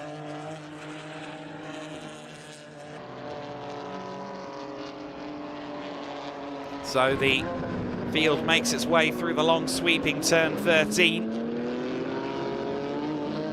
And for the final corner, the Adrian Campos corner, named after the late Adrian Campos Sr. Fitting that the earlier Formula race then had a Campos car at the front of the order. Your order after just under 4 minutes of this race is Mikey Porter in the lead, then it's Mesh, then Leben, then Matt George. Marcus Ichler is next in 5th place. Nigel Greensall, 6th place and second in Pro-Am. This, though, is the AM class battle. Di Martin and Max Huber being followed by Under Erdem. Then the Cayman Trophy cars are just behind as well. So the Caymans and the AM cars seem to be much of a muchness at the moment. Franz Linden running second in Cayman Trophy. Good to welcome him back again for his second weekend in car racing after a long time doing track days with Giedlit Racing Endless Summer Track Day events. And near contact there as Tom Leben continues to harangue the rear of Joel Mesh in the 11. It's Mesh who would rather be on the offensive here, but instead, Tom Leben is making life difficult for him, and of course, neither of them can focus too hard on each other because that Forsetti rear gunner of Matt George is right there with him. Yes, he hasn't driven an Aston Martin in a couple of years, Matt George. He wouldn't be the first one to tell you this because he's very shy and understated, but he is the British Endurance Championship GT4 champion from last year, albeit in a Mercedes. Very, very handy driver, Matt George. And certainly, when he appeared on the entry list early in the week, or late in the week actually, it must be said, I think a lot of eyebrows raised and a lot of drivers started cracking their knuckles. He sits there in 4th place for now. Mikey Porter then emerges out of turn 3 with less than a second over Joel Mesh. The 15 and the 10 car. Max Huber having a look to the inside. He's got it done, but Alberto Di Martini sneaks back by and says absolutely no extra track space given. Don't care if you're my teammate. I want this AM lead. Carries on in 9th overall AM class leader. The NM Racing team cars have often been at very close quarters. The intra-team respect is definitely there. However, they definitely push the limits, and I can see a little bit of damage on Max Huber's car. I can see a little bit of damage to the front of Alberto Di Martini's as well. So I suspect those two incidents, those two wounds might be related in some capacity as these two continue to race. Of course, Neil Montserrat, the team boss, will be hopping into that 15 car of Alberto Di Martini in the endurance race as well. So he's got to put aside his driver helmet at this point and put the team headset on and say, right, just keep it steady, guys. I don't mind if it's my car that wins or not, but let's make sure they're both there at the end. Max Huber to the outside line through turn 13. And much later on the brakes, going into the final corner 14. Track limits warning flag has been given to Max Huber, and exits of final corner like that are probably the reason why. Can't get too many warnings, you will eventually get into more trouble. Nigel Greensall there, we have the picture-in-picture there as he continues to follow Marcus Eckler, but it's side by side again as Huber just speculatively looks to the inside there of the number 15 car of Alberto Di Martini. That's not speculative, that's aggressive. Up the inside he goes, and Under Erdem follows as well. Alberto Di Martini may lose 2 for 1 here. Under Erdem through into second in the AM class in the Razoon BMW.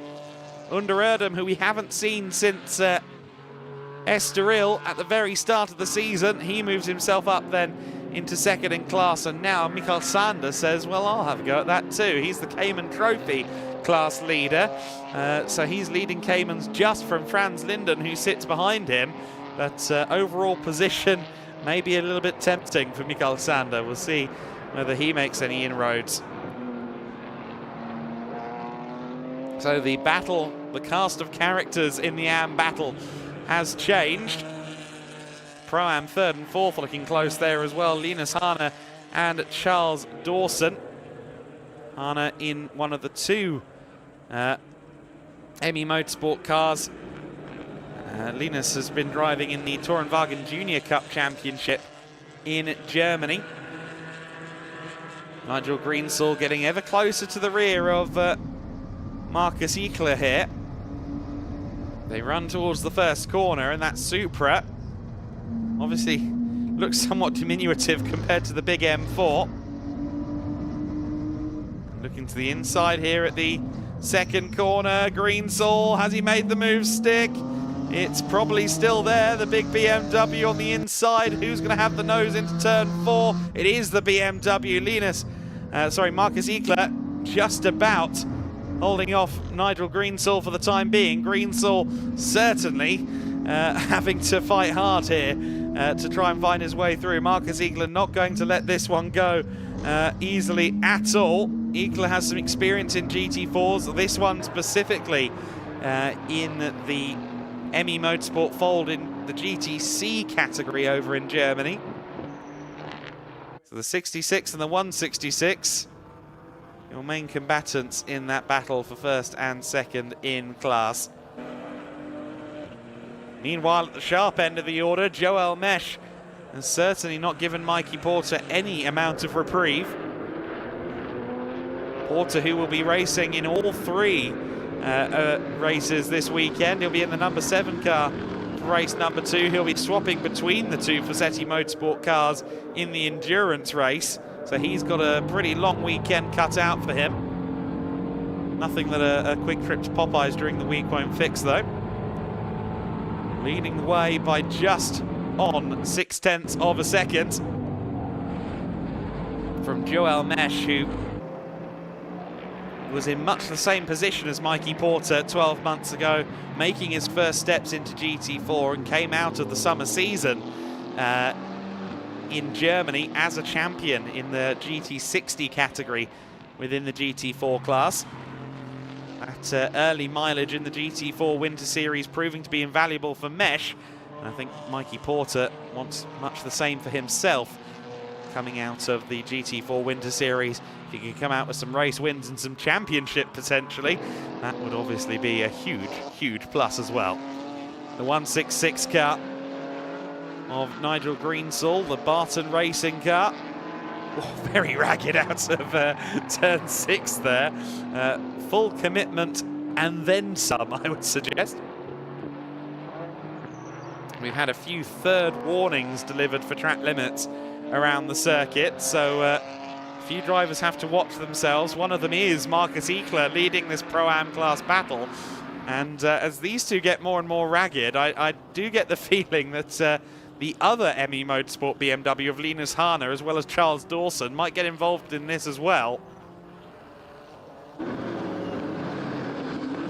There is the Pro-Am lead scrap then.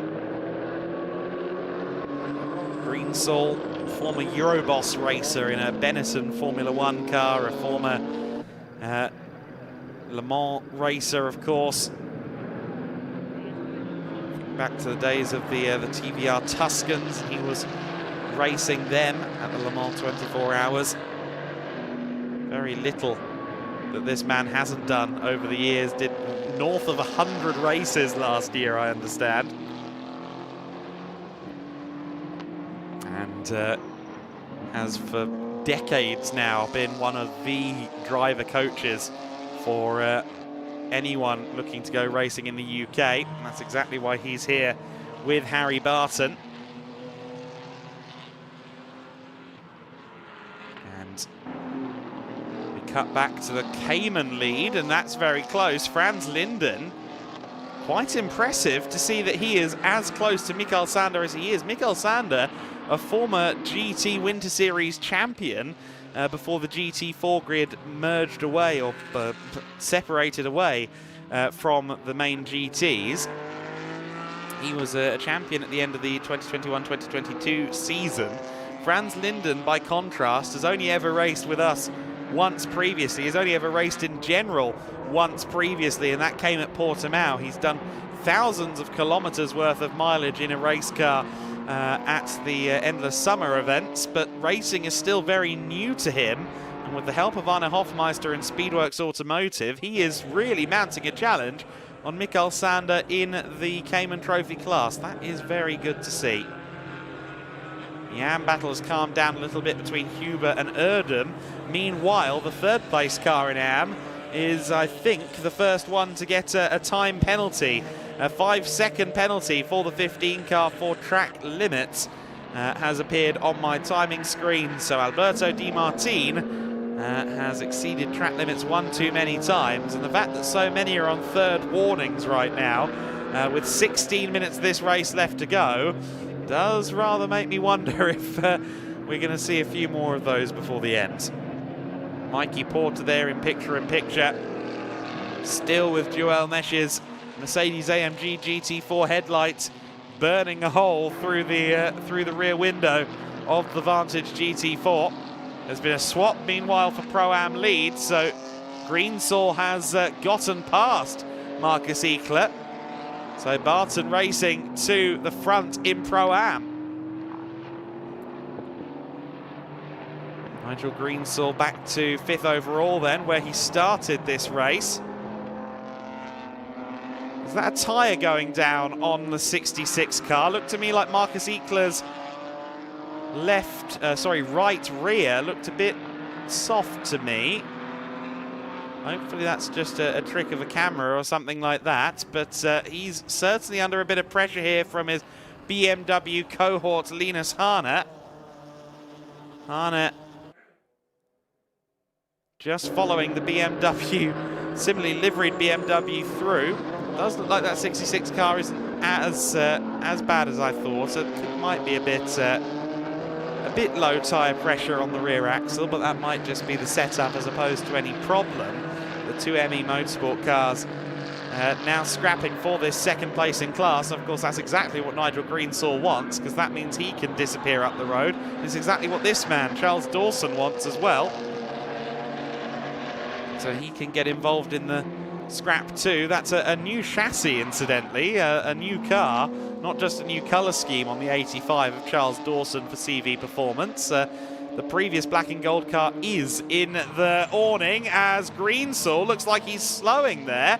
He was slow through the first sector. He's been tagged by the ME Motorsport BMW. The 66 car of Marcus Eckler, that was that tagged him. That's brought Linus Hahne into it as well. The BMWs are muscling the Supra. Greensaw holds on.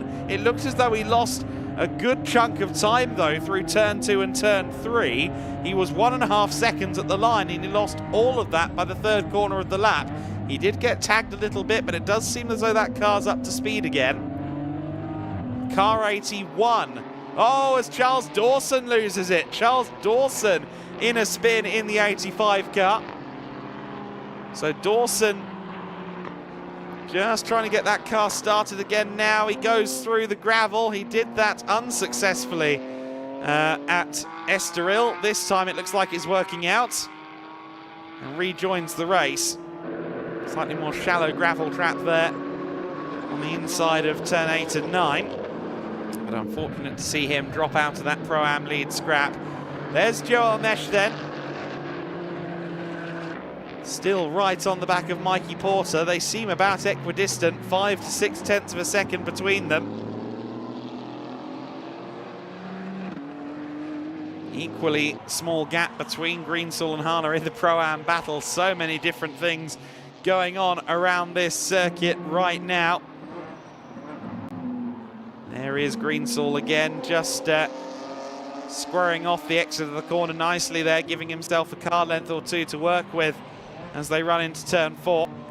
Your order then, with just over a dozen minutes of this race to go, is Porter leading by 0.5 of a second from Joel Mesh in the Schnitzelauer Mercedes. Then it's Elite Motorsports' Tom Leben in 3rd. 4th place for Matt George, keeping a watching brief in the Fassetti Motorsport number 7. Nigel Greensaw, we see on screen here, in 5th place with the two ME Motorsport BMWs of Linus Hahne and Marcus Eckler just behind him. NM Racing's Max Huber increasingly uncontested for the AM class lead as he builds a gap over Under Erdem. Charles Dawson, of course, recovering from that spin we saw a few moments ago in 9th overall. And Alberto Di Martine is next, 10th overall for Dawson, 11th overall for Alberto Di Martine. Mikael Sanders still leading in the Cayman Trophy class. Under Erdem, incidentally, has just received a 5-second penalty for track limits. So another 5-second penalty to be added to the end of this race. I suspect we're going to see a few cars drop down the order within the next 11 minutes or at the end of this race, courtesy of some penalties that may come over the next 11 minutes or so. Hopefully everyone minds their P's and Q's. Mikey Porter then continues to lead, the young Brit in the lead, and the slightly more refined Brit leading Pro-Am in the form of Nigel Greensall. Charles Dawson there getting past Under Erdem. Not a full class position, of course, but Charles Dawson back up into 9th place, recovering after that spin.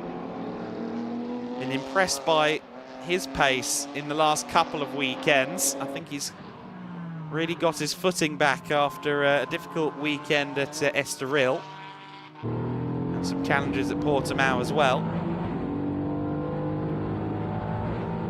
And Joel Mesh, I think, has really closed in this time on Mikey Porter. Car 66, that's Marcus Eckler, has gained a penalty for track limits as well. So the 66 car, 5 times, it says, equals 5 seconds penalty. So 5 times, I think 5 warnings is what you get at an absolute max, and then you get the penalties rolling through.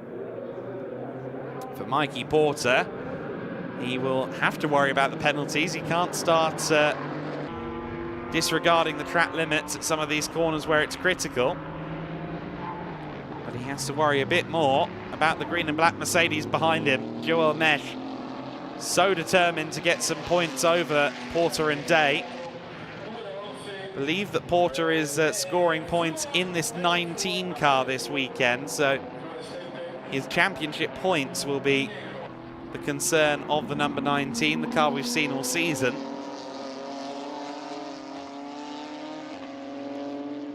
Porter, the young Ginetta Junior graduate who has made his first GT4 steps here in the GT4 Win Series, has come onto pace very quickly. Jamie Day, no small part of that effort to get Mikey up to speed. Same for Matt George as well, of course, who's been here all season as a coach, as a part of the team at Forsetti. He now sits there in 4th place, finally getting a chance to race in the series too. Joel Mesh flashing those headlights.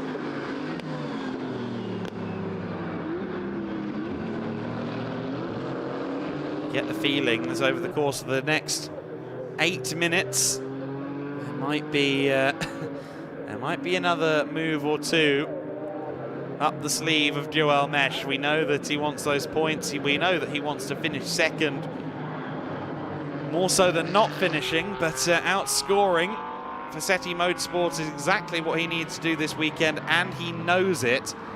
The gap in the championship is some 27 points. So it's effectively a race win and a little bit of change between them. So 25 for first, 18 for second. So a 7-point swing either way does have a big effect on the championship. Joel Mesh would rather that 7-point swung in his direction. But he's got to get close enough to Mikey Porter, and he's got to do so without clocking up those warnings for track limits as well. Through the chicane then at turns 9 and 10, the S-bend.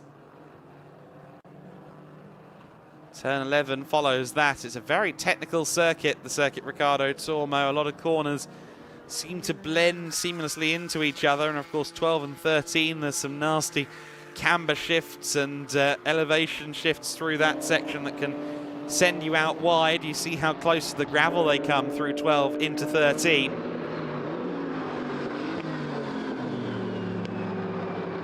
Mesh then puts the power down once more. That was quite a generous use there of the painted stuff coming out of the final turn. Just trying to set himself up for a good run down the main straight. Of course, both cars powered more or less by the same 4-litre engine, with some modifications from Aston Martin in the Vantage. So there shouldn't be that much between them from a power standpoint, even if the balance of performance sends them in a slightly different direction.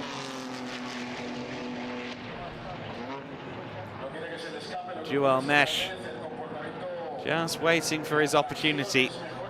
Will it come before the end of this race? not if Mikey Porter continues as tidily as he is so far.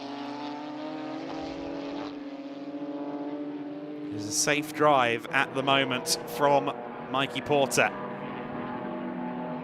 He's done just about everything right since beating Tom Leben to the first corner at the beginning of this race. Leben wasn't as confident as some of those on the pre-grid around him that the McLaren would be the fastest car out there coming into the weekend. But he managed to get a really good time in quali. Of course, the mid-engine chassis dynamics should theoretically be a big boost to McLaren, as it is these mid-rear Porsche Caymans. The Cayman Trophy scrap still ongoing. Franz Linden still certainly keeping Mikael Sander awake. As they run out of turn 6, we've had a few bulletins. We've had a couple of different bulletins saying that Alberto Di Martino's received the 5-second penalty. I think he might have received a multitude now of 5-second penalties. Meanwhile, the Joel Mesh car has received its third warning. So Joel Mesh's Schnitzelam Racing 11 has its third warning attributed to it, and we've seen that 5 times is typically where the penalties start to come. So Joel Mesh, who we just saw in the back of shot through 6, looking very close to the rear of Mikey Porter, will be heading down towards the all-important braking zone of turn 8 in just a few seconds. And I wonder if he's burnt off some of those track limits warnings, pushing it out to the ragged edge to try and chase Mikey Porter. There's Erdem second of the AMS. Mesh isn't quite as close as it looked like he was coming out of turns 5 into 6 a few corners ago, but certainly the Mercedes-AMG GT4 looks menacing. I dare suggest there's maybe 1 or 2 tenths more in that Mercedes under race conditions. Certainly Joel Mesh seemed to think he had a race car underneath him, not a qualifying car.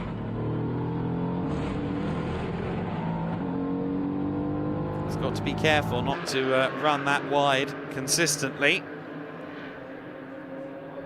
3 minutes and 10 seconds left to go. That should just about make this the penultimate lap. That's going to be touch and go, actually, as Franz Linden once again has closed in on Mikael Sander. It's been fluctuating between about half a second and 2 seconds from lap to lap between the pair. And again, Linden coming on really well as a driver in racing conditions. I think that's the eternal frustration of a driver coach when you've got someone who's doing track days and you can tell they're good enough to go racing, but they just don't show the inclination or the interest. Thankfully for Arne Hofmeister, Franz was talked into it. Let's go racing, and go racing he has. And I can tell, speaking to him in the paddock early in the week, that the bug has bitten in a big way. As plans both in Germany and with us in the Giedelt Wind Series paddock going forward.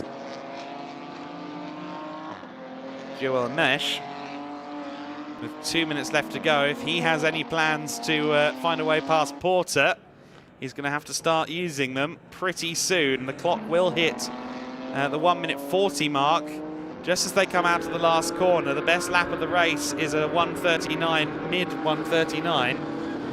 39.6s, 39.7s, about the quickest pace we've seen.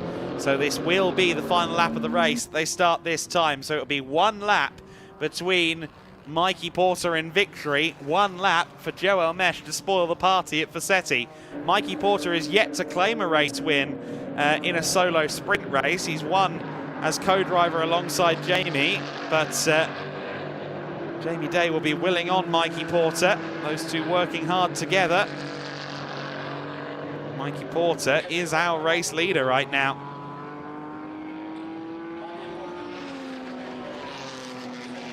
Into turn 4 then for the final time.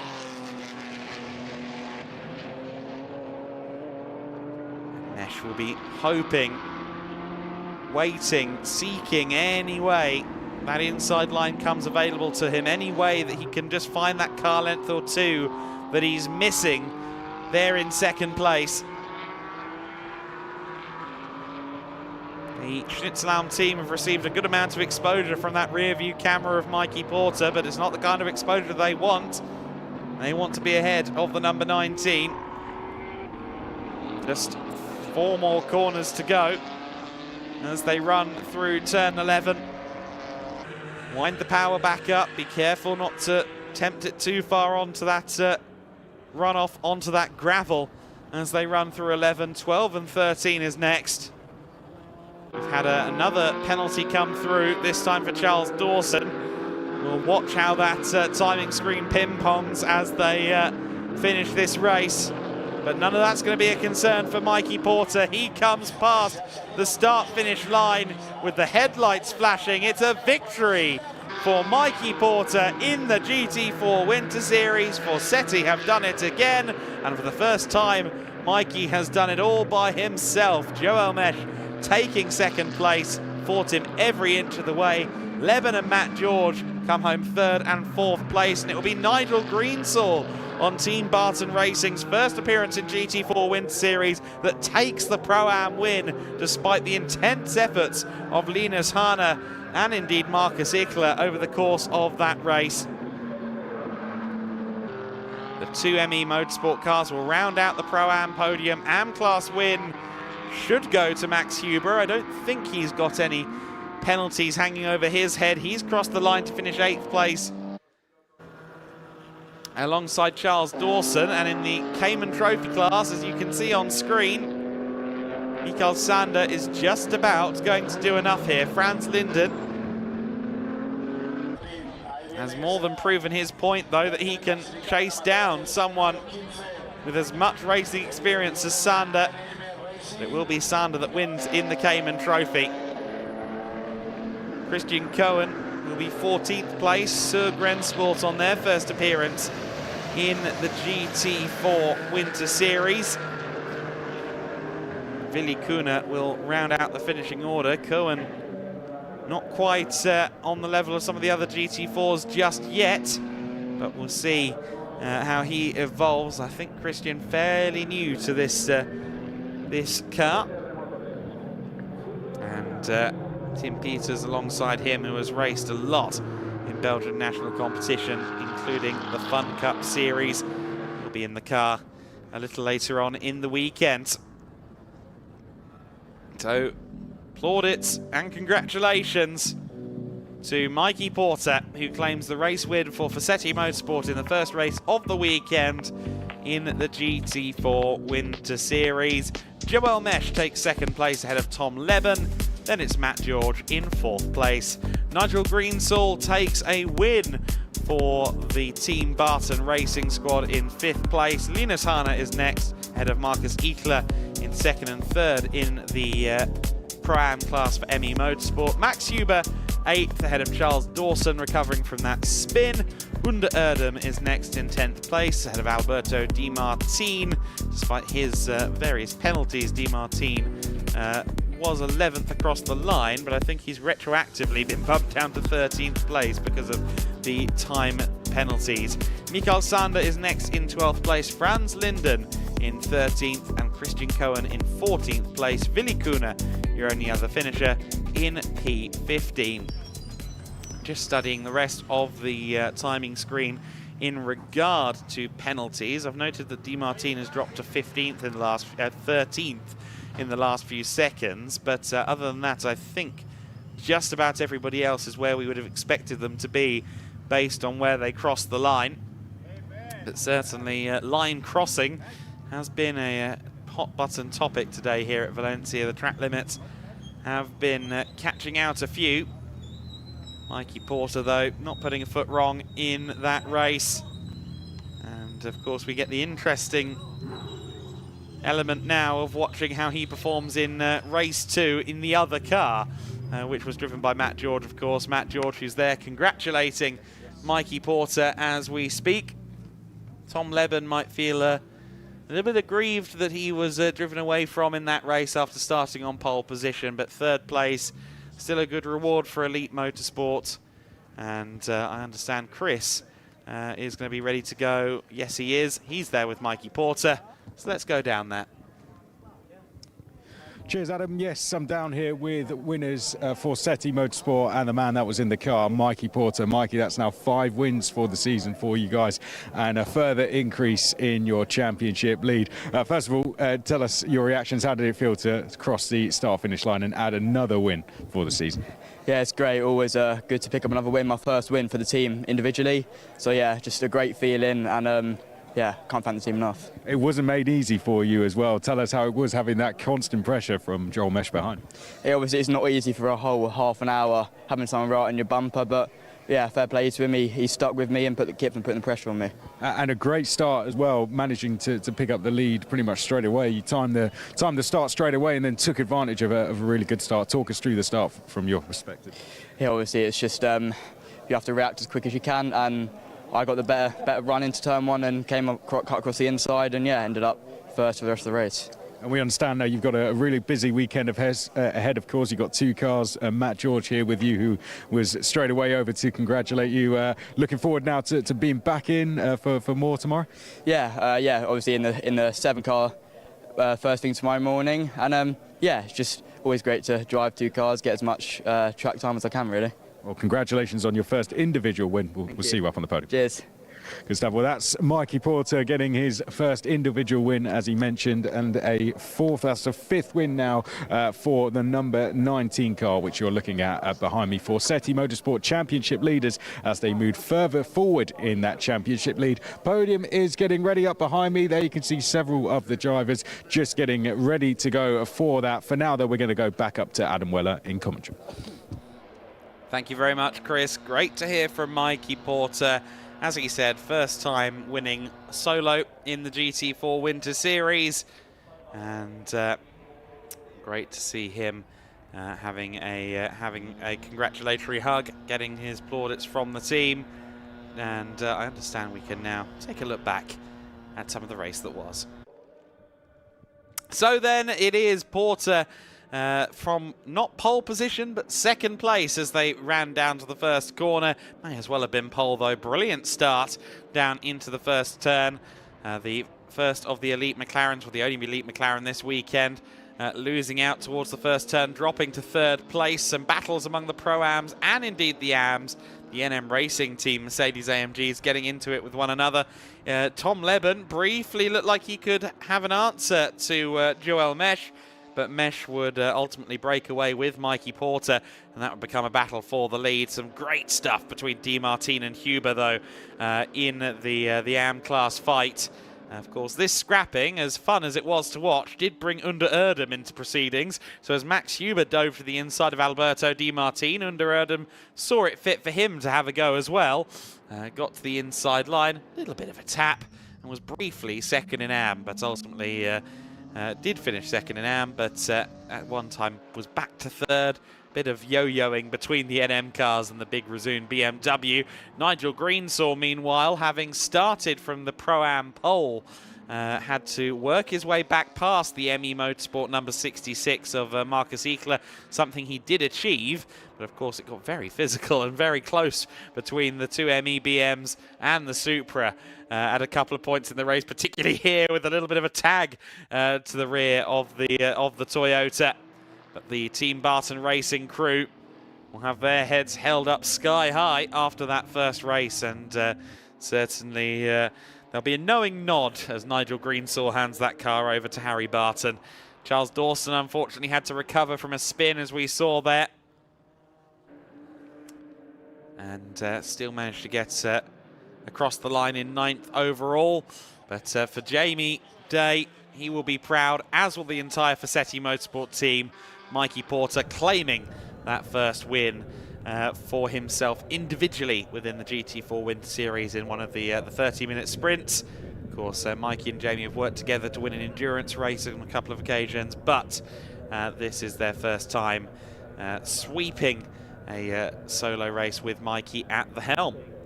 Race win number 5 as they alluded to down there. First win of the season came at the first race at Estoril, and that was the first ever win for the newly founded Fassetti team. 2 wins at Portimao, 1 win at Jerez. 5 wins makes them, again, comfortable championship leaders. That gap will be out to 34 points by my estimation coming out of this race. So Joel Mesh and Marcel Maršovics will need to rally. Of course, Maršovics wasn't in the first weekend of the season. He was unfortunately not able to take part due to travel issues. So Joel Mesh stands alone, second in the championship, as the hope for Schnitzelbaum to try and fight for this GT4 Winter Series title, the inaugural GT4 Winter Series.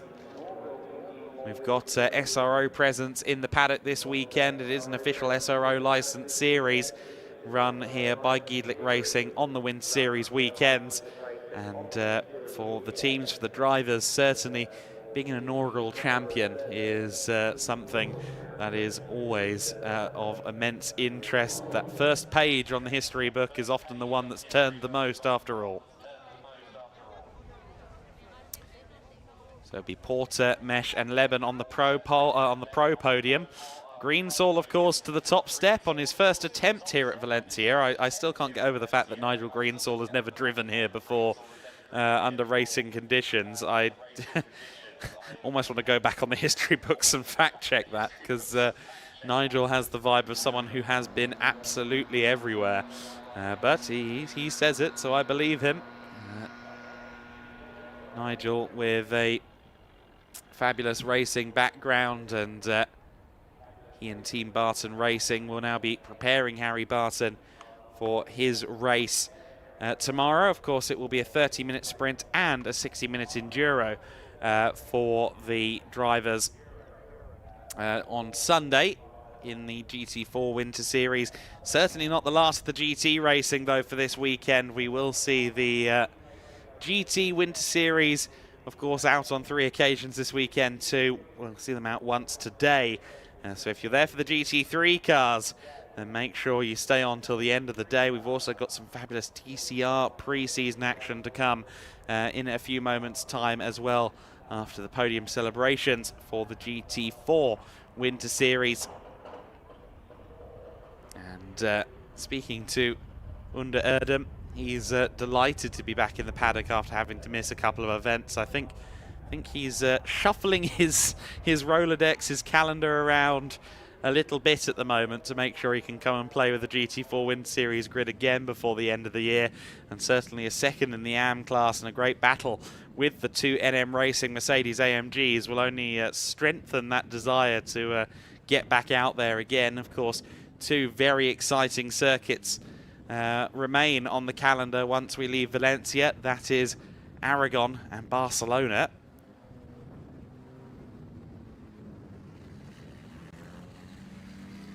They've still got an entire day of racing to come here, of course, at the circuit Ricardo Tormo. You see the TCR cars there making their way out to the grid. We'll switch focus to them, of course, after the podiums.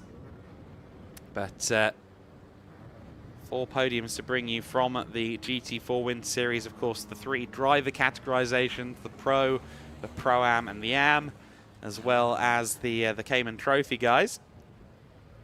The SR Motorsport team with a bit of competition. Speedworks Automotive, Franz Linden and Arne Hofmeister, of course, all there and ready to get involved as well.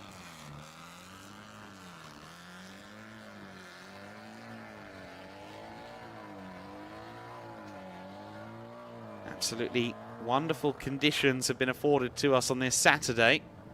There was a little bit of rain in the air, I think, on Friday morning, which of course immediately meant that the paddock turned to myself, to Chris McCarthy, to Alpha Live and said, why have you British people brought the rain again?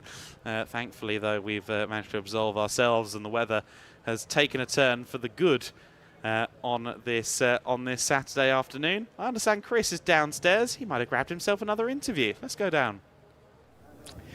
Yes, thanks, Adam. I'm down with James Smith, Mikey's manager. James, well, you've got yourself in a bit of a pickle here, despite that we're celebrating, because now that Mikey's got his first ever GT4 win, I understand you're gonna have to add a tattoo to yourself. Unfortunately, it was a bit of an agreement we had a couple of weeks ago.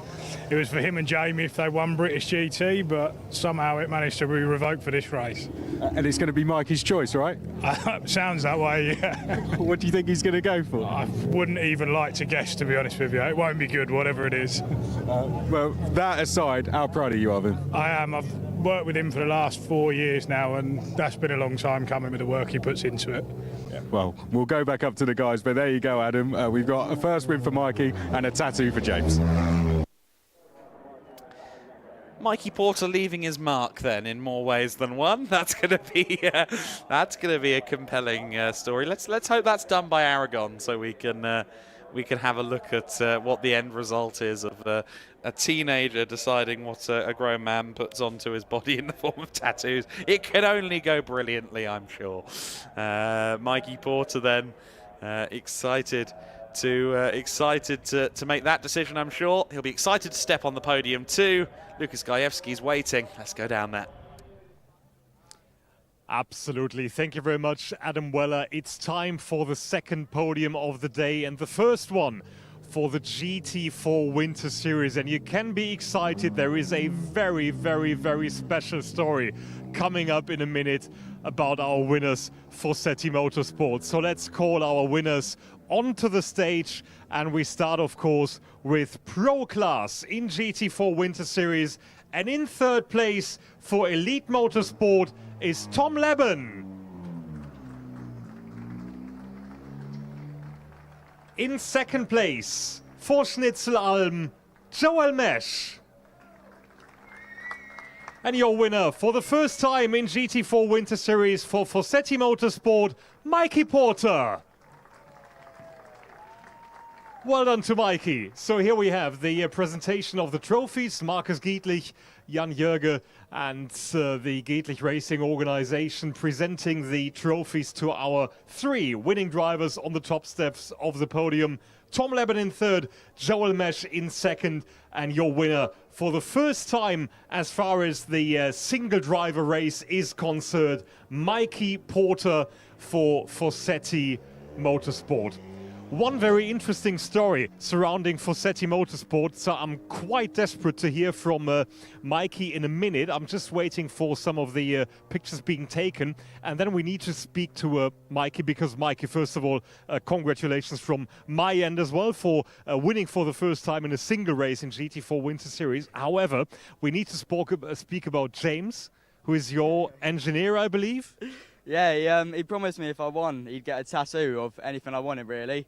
Anywhere. So so have you decided on the motive and on the body part?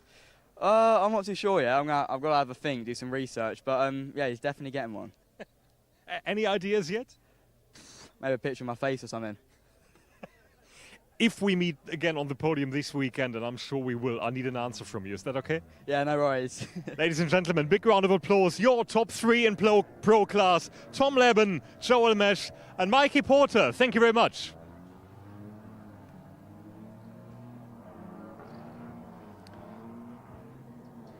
So, coming up next is our podium in Pro-Am class. So please welcome, in third place for ME Motorsports, Markus Eichele. In second place for ME Motorsport just as well, Linus Hane.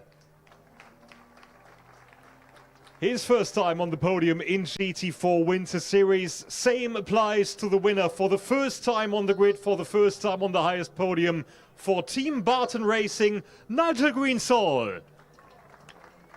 Well done, Nigel. Congratulations to you and, of course, to the entire Team Barton Racing squad. What a fabulous way to start their campaign in GT4 Winter Series, as our GT4 Winter Series organization is on the podium once again to present the trophies to our winners. And as we already hear the TCR Spain cars making their way onto the grid, we will skip the interviews and of course try our best to give you the quotes of our winners next time out. First of all, can we please have another big round of applause to the top 3 in Pro-Am class, Marcus Eichele, Linus Hane, and your winner, Nigel Greensall.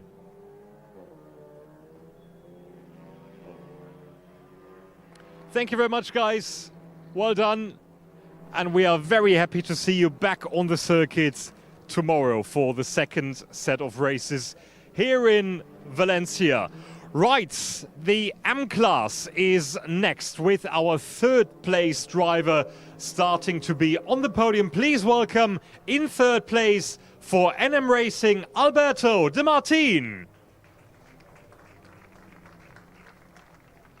In second place for Resoon More Than Racing, it's Under Erdem. And your winner in M class for the second time in a row for NM Racing, it's Max Huber. Congratulations to Max, climbing onto the highest podium for the second consecutive time. Winner last time out a week ago in Jerez, and another win for him in race 1 here in Valencia, as the GT Winter Series organization are presenting the trophies to our top 3 drivers in AM class. And of course, then we're going to wait for a couple of seconds to get the photos and the pictures being taken by Daniel, our championship photographer, up here on the podium, and of course downstairs and on the opposite side of the pit lane just as well. Big round of applause once again. Alberto De Martin in third, Under Erdem in second, and your winner, Max Huber.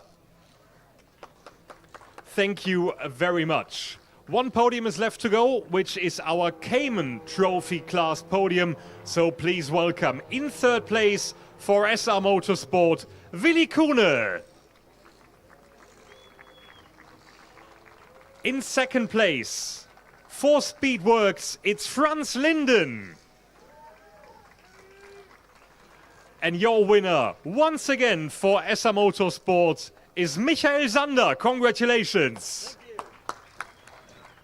Well done to Michael. Another win here in Valencia as our GT Racing organization team presents that set of trophies just as well to our top 3 finishers in Cayman Trophy. Another great race there for Michael Sander, who will of course be sharing the car over the course of the weekend. And then we'll have him back in the cockpit tomorrow afternoon for the endurance race to round off the racing action in GT4 Winter Series. More is to come tomorrow from GT4 Winter Series. First of all, can we please have another big round of applause for the top 3 finishers in Cayman Trophy, Willi Kuhne, Franz Linden, and your winner, Michael Sander. Thank you very much. And of course, we head straight down to our next grid of the day. We are very happy to have the TCR Spain joining us for their pre-season event for the second time in GT4 in the GT Winter Series and Winter Series package this year. Chris McCarthy is down on the TCR Spain grid with all the latest info.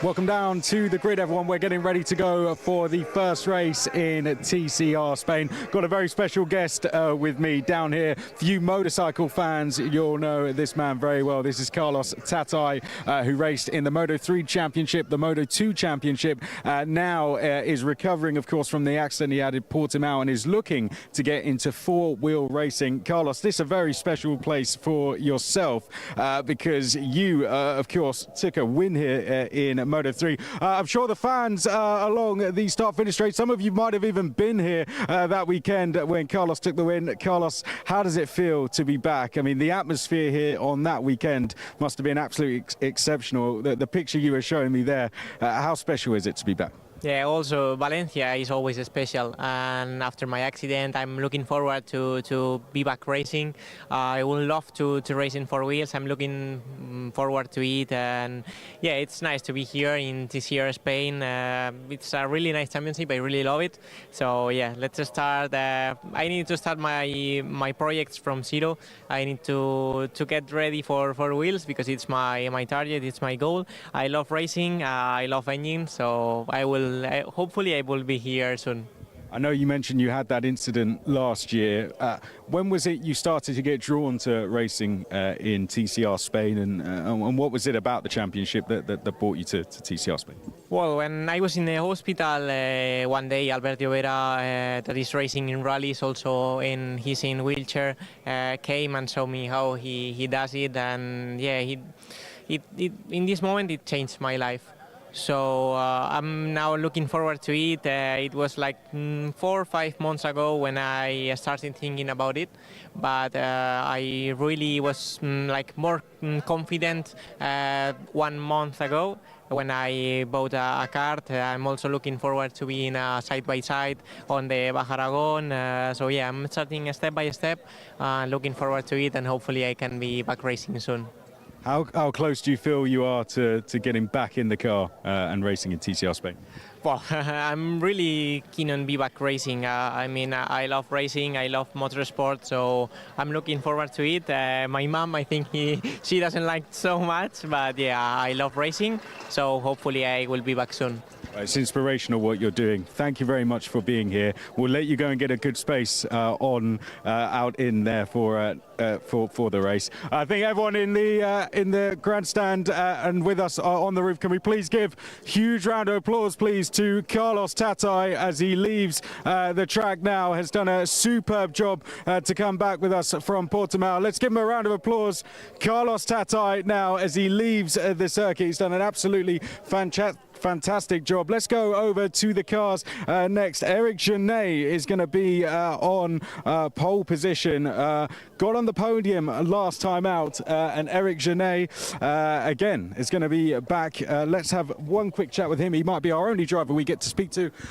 Eric, great to see you again. How are you finding the Valencia circuit so far? Well, racing at home, it's an incredible feeling. Thank you to all the people that came here to the race. It's incredible the support we have. Being on pole, it's a very good start of the weekend, but we will try to manage to keep in this position. A very quick few words in Spanish. Dar las gracias a toda la afición. Muchas gracias por estar aquí. Sé que es un esfuerzo enorme. Nos gusta a todos este deporte. Intento dar el 100%. Estamos aquí. Muy buena manera de empezar el fin de semana. Y dar las gracias a todos. Good stuff. Thank you very much. That's Eric Genet. That's 1 minute to go. Let's go straight up to Adam Weller for commentary of TCR Spain. Thank you very much, Chris. Great to hear from Eric, and great to get some impressions from down there in the pit lane as well. Eric Genet, as he said, he's got pole at home, and that is often a good forebearer. He only got it by a few hundredths of a second, though. Nacho Montenegro there on the inside of the front row was just a few hundredths off in qualifying, so expect him to be up there. Of course, they are scoring points across these two pre-season events as something of a mini championship. So Montenegro on 87 points is the championship leader. But a couple of good results for Eric Genet would bring him right back into it on just 75 points in second place. So one suspects that Montenegro is going to be very, very keen indeed to work his way back up there. So then, the grid for this race. It is Eric Genet that starts from pole position. Ignacio Montenegro starting from second. Alvaro Garcia in third place. He was very good at working his way through the order last time at Jerez. He's going to start from P3 this time. Sergio Catalin is next in fourth position, ahead of the first of three Fernandez family members. Felipe Fernandez starting from fifth, alongside Ruben Fernandez in P6. Seventh on the grid is Marco Aguilera. Miguel Angel Romero, starting from 8th position. Sandro Palatti is next in the 72 car, the Monlau Cupra, second Monlau Cupra. Victor Fernandez in 10th place. Lucien Fontaine is next in 11th, ahead of Miguel Villasieros. On into the 13th, 14th spot. Sandra Gomez is 13th. Santiago Castilla in 14th place. Ana Carrasco back again. She's confirmed as competing in the first ever FIM Women's Motorcycling World Championship now, but still focusing on having a look at four wheels as well. Ruben Volt, promising young Lithuanian racer, starting from 16th on the grid in a third ALM Motorsport Honda. So 16 cars to take the start for this one. Great growth between the 2 weekends of the TCR Spain pre-season, of course, working towards the main event, the main season, as it were, of TCR Spain later in the year. That'll kick off at Jarama on the second weekend of May, the 11th and 12th of May, and teams relishing the opportunity to get out there a few months early, go racing, prepare themselves, in some cases even for the broader European Championship, but many of them getting ready for the TCR Spain, which is certainly going through an overhaul, a rejuvenating process with the Rivazza team behind the championship. Some great stories through the field. Obviously, Ana Carrasco is one to keep an eye on as well. There she is in the Peugeot 308. That's one of the Cup cars, the first generation machines. Of course, there is also the matter of the Fernandez brothers as well, this time with the RC2 team. Victor, Ruben and Felipe both have competed both in the Italian and the European Championship, and so we can expect them to be up there. Very successful in both of those series as well as TCR Spain, so expect the Audis to work their way. There's a lot of Audis on the grid, it must be said. Half dozen Audis, a popular choice, the RS3.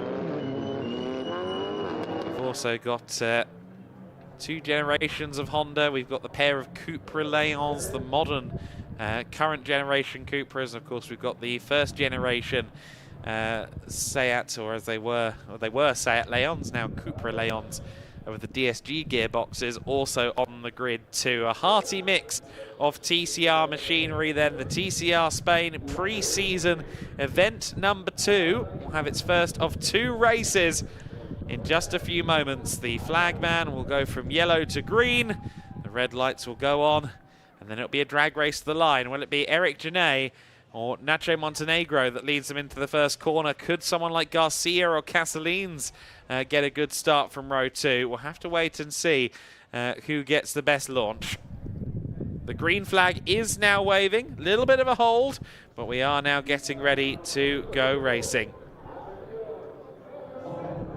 We are underway and racing in the TCR Spain, and it's a really, really poor start from Nacho Montenegro. Montenegro just did not get off the line in the slightest. Eric Janet then leading into turn 1. Second place for Sergio Casalines, or is it? Because Alvaro Garcia is right there with him, side by side. Then it's the first of the Fernandez family, and it is going to be the Audi of Casalines that's in second place. No, it's not. Again, around the outside at turn 3 can often set you up nicely for turn 4. And Alvaro Garcia moves his way up into second place. There you see Romero in the familiar white Audi RS3, just getting snudged wide a little bit there by Montenegro as he returns his way back through the order. Aguilera, another car that we saw last time out, of course, at the Circuito Jerez, Angel Nieto, just behind Romero. But it's a great start for Eric Janet. It's exactly the start that he needed, not just because he's streaked away from Garcia in the chasing pack, but also because Nacho Montenegro now has his work cut out in 7th position. The 2 Merca-Port-backed Fernandez-driven Audi RS3s there in 4th and 5th position. The number 12 leading the number 19, so that's Ruben, the first of the Fernandez family. You see the other Cupra Leon from Sandro Pilati there, further back in the pack, the number 50 Hyundai i30 of Bussy and Fontan. I understand that's an ex-Ivan Muller chassis, actually, so that's going back a few years.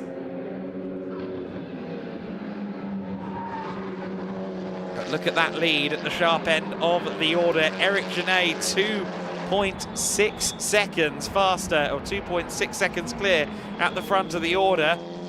Nacho Montenegro passes by Sandro Pilati, so that's for 6th position. Fairly controlled, easy overtake there for Montenegro in the ALM Honda Civic FL5.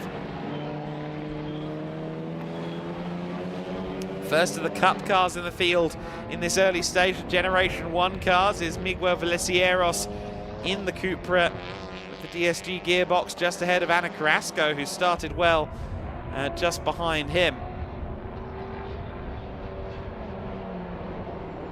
There's Casalines in 3rd place, driving through the wing mirrors, I suspect, at the moment, with the pair of 4-ringed Audis just behind him, and Nacho Montenegro there in P6 as well. Bit of a lock-up there. See a lot of locking up over the course of the next 21 minutes plus 1 lap.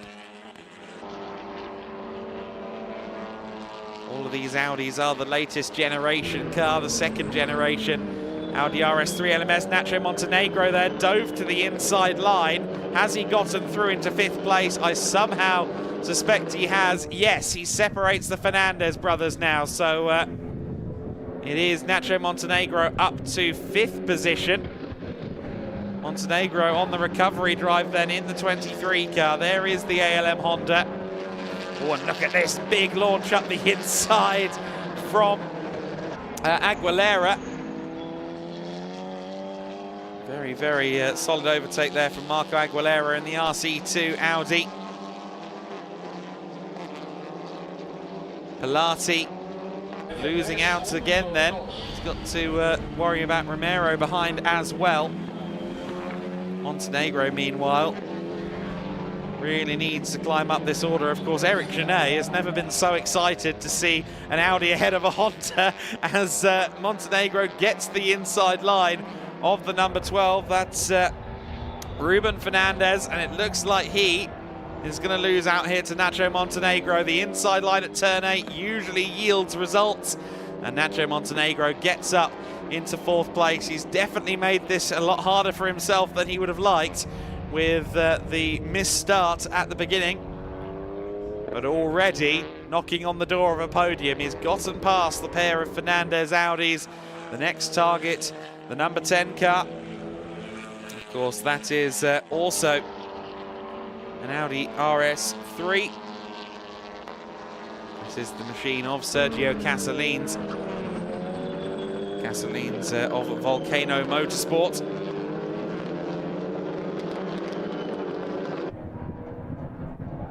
He currently sits in 3rd place. It's 3 teams and 3 manufacturers in the top 3 then, with Eric Genet leading, Alvaro Garcia 2nd, and Sergio Casalines in 3rd place. Cupra from Honda, from Audi.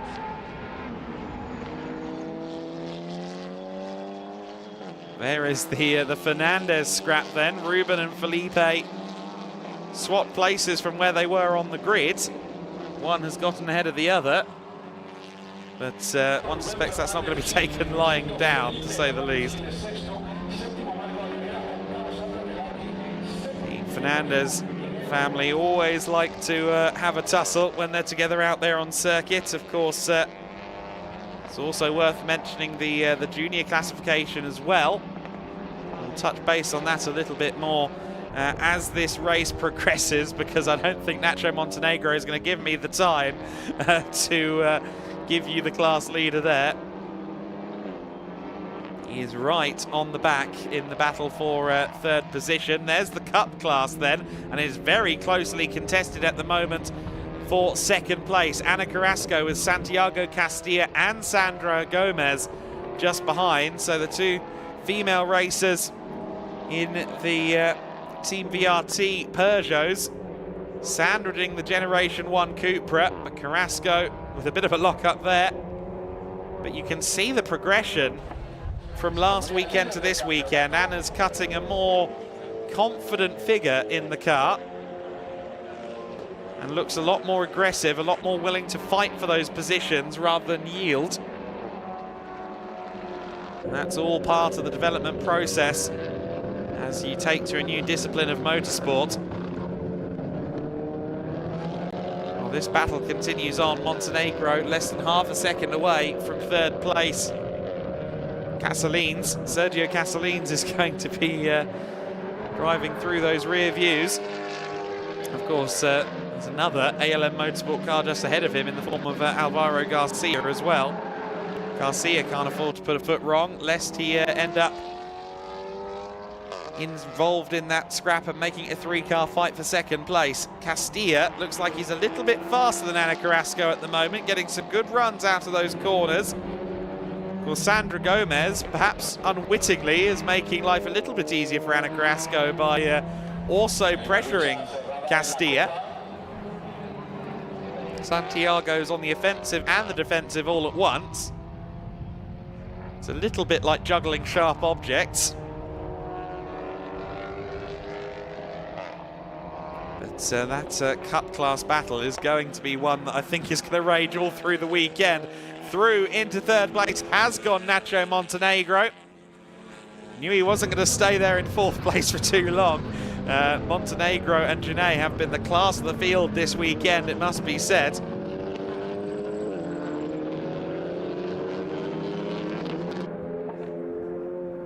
There is Genet across the line in the Monlau Motul Cupra. The gap is out to 3.3 seconds between himself and Garcia in second place. Fernandez family drag race as they run down towards the next turn, and actually I think that may have been Ruben saying, you know what, go by Felipe. Felipe Fernandez goes through into fifth place. It looked to me as if that was made a little bit easy there. Felipe Fernandez in the 19 then through into P5. He'll go fourth hunting, podium hunting from here. For Eric Genet, again, everything is going just as he would like. Of course, last time out at Jerez, it was a first place and a first place for Nacho Montenegro. He took the win in resounding fashion.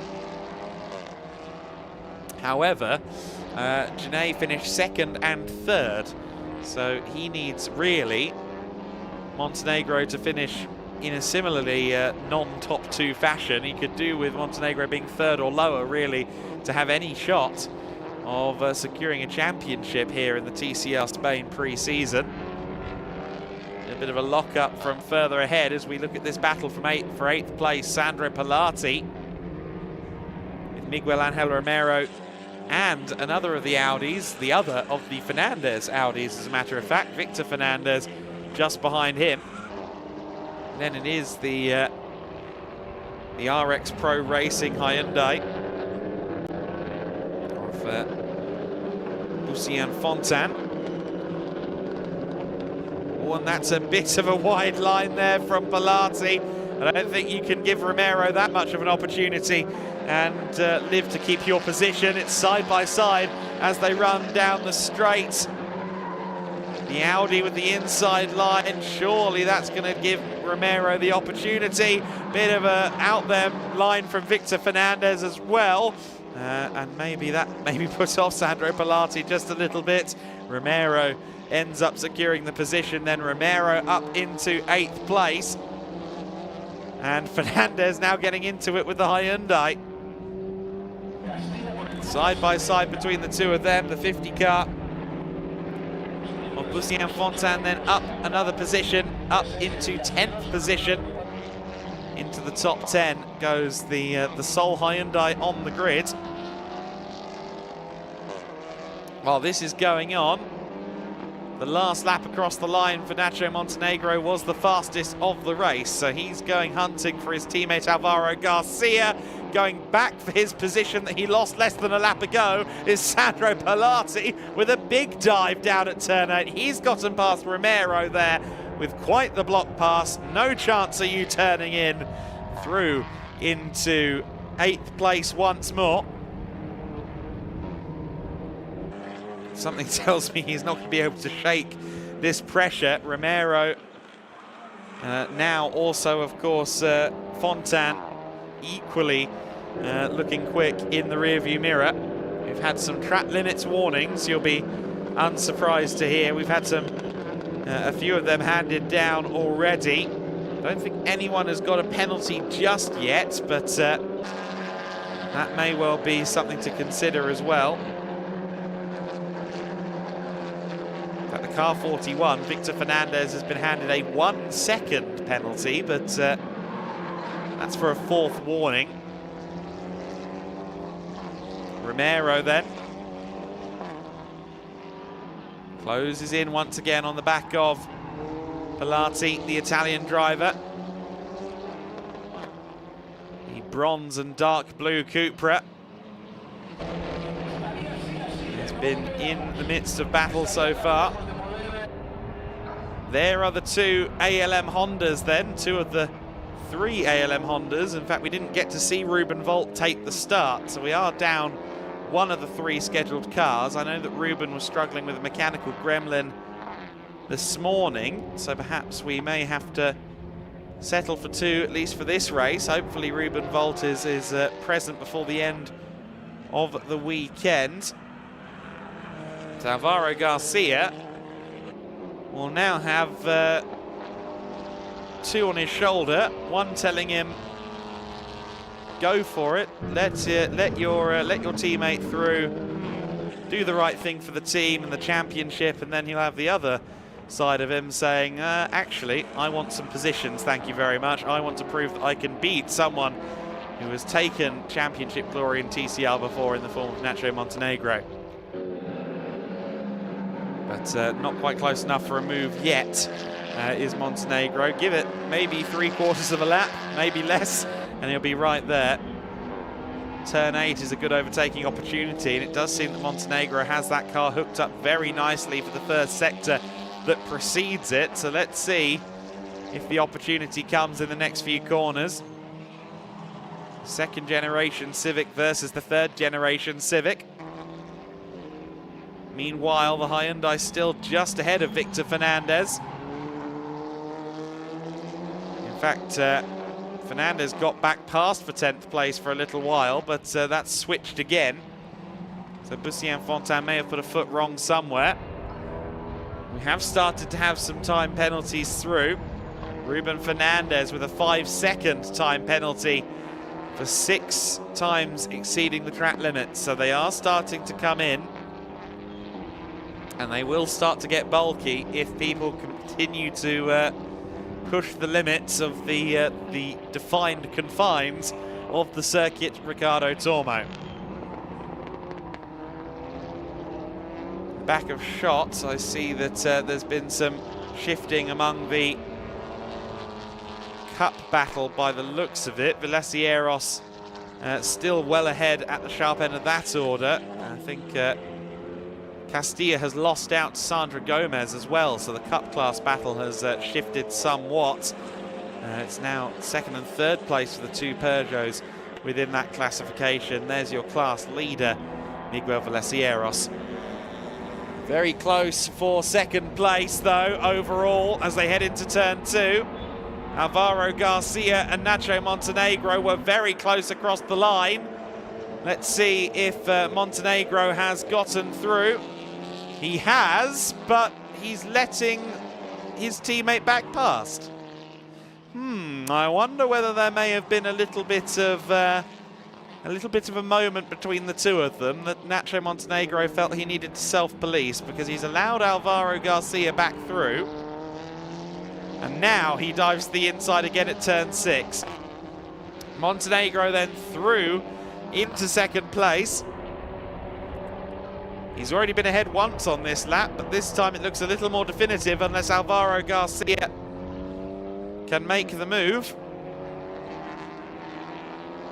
You see the grass being kicked up there by Montenegro.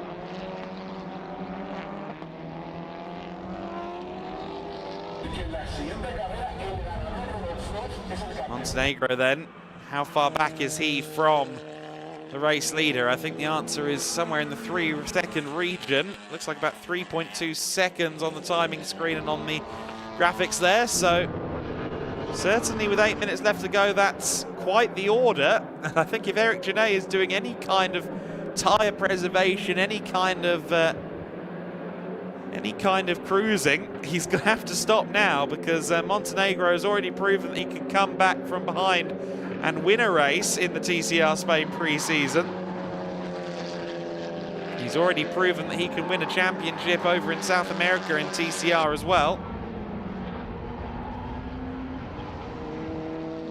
He was so delighted with his results in the FL5 for ALM Motorsport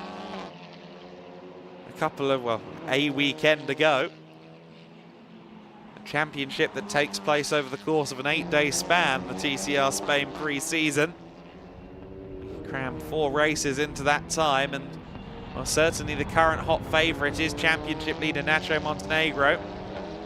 But if things finish as they are, Eric Genet will be a little bit closer. However, if things finish as they are is a big if. 4.3 seconds is now the gap between Genet and Montenegro. That gap out further than I expected, mostly because, of course, of the overtake and re-overtake between Montenegro and Garcia. We've had more warnings, but I don't think we've had any further track limit penalties.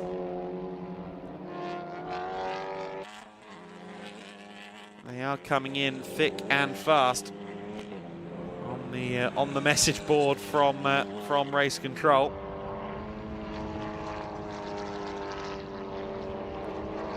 We have had a 5-second time penalty for the car 41 of Victor Fernandez, so he's continuing to pile on the penalties himself. Battle for 6th place there that we were seeing in the back of shots. It's Pilati, or rather I should say Lopez, Miguel Aguilera, I should say, right on the back of Ruben Fernandez right now. So Aguilera, Marco Aguilera, fancying his opportunities at just diving into the top 6 if he can get into that top half dozen. And he can't claim that the equipment is the issue if he doesn't succeed, because of course not only are they from the same manufacturer in Audi, but also the 2 cars being run out of the same tent as well from RC2 Racing Team.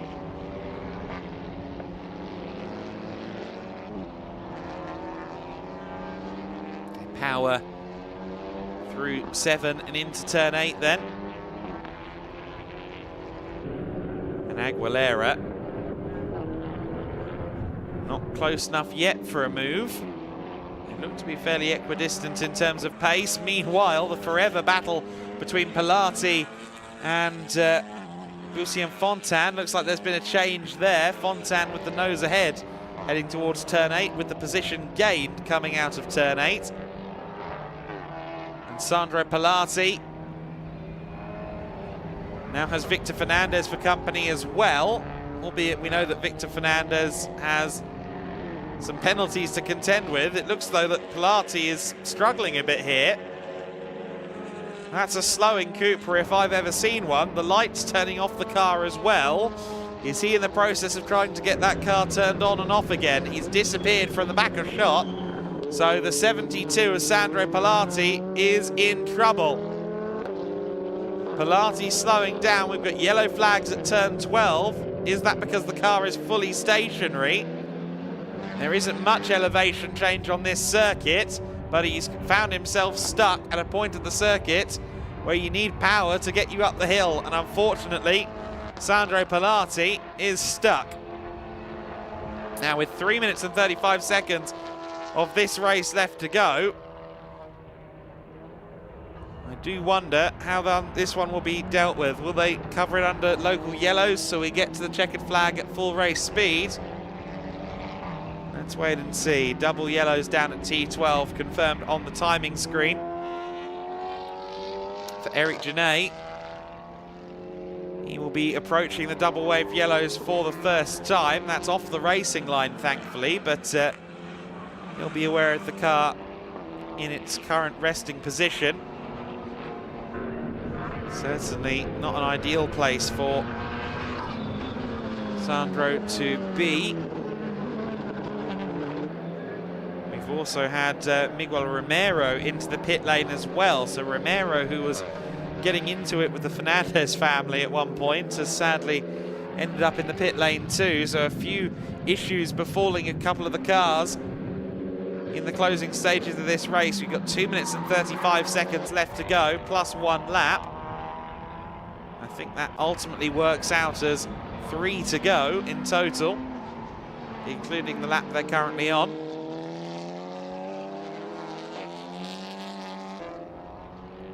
There is your Cup class leader, Miguel Vallecieros. It's been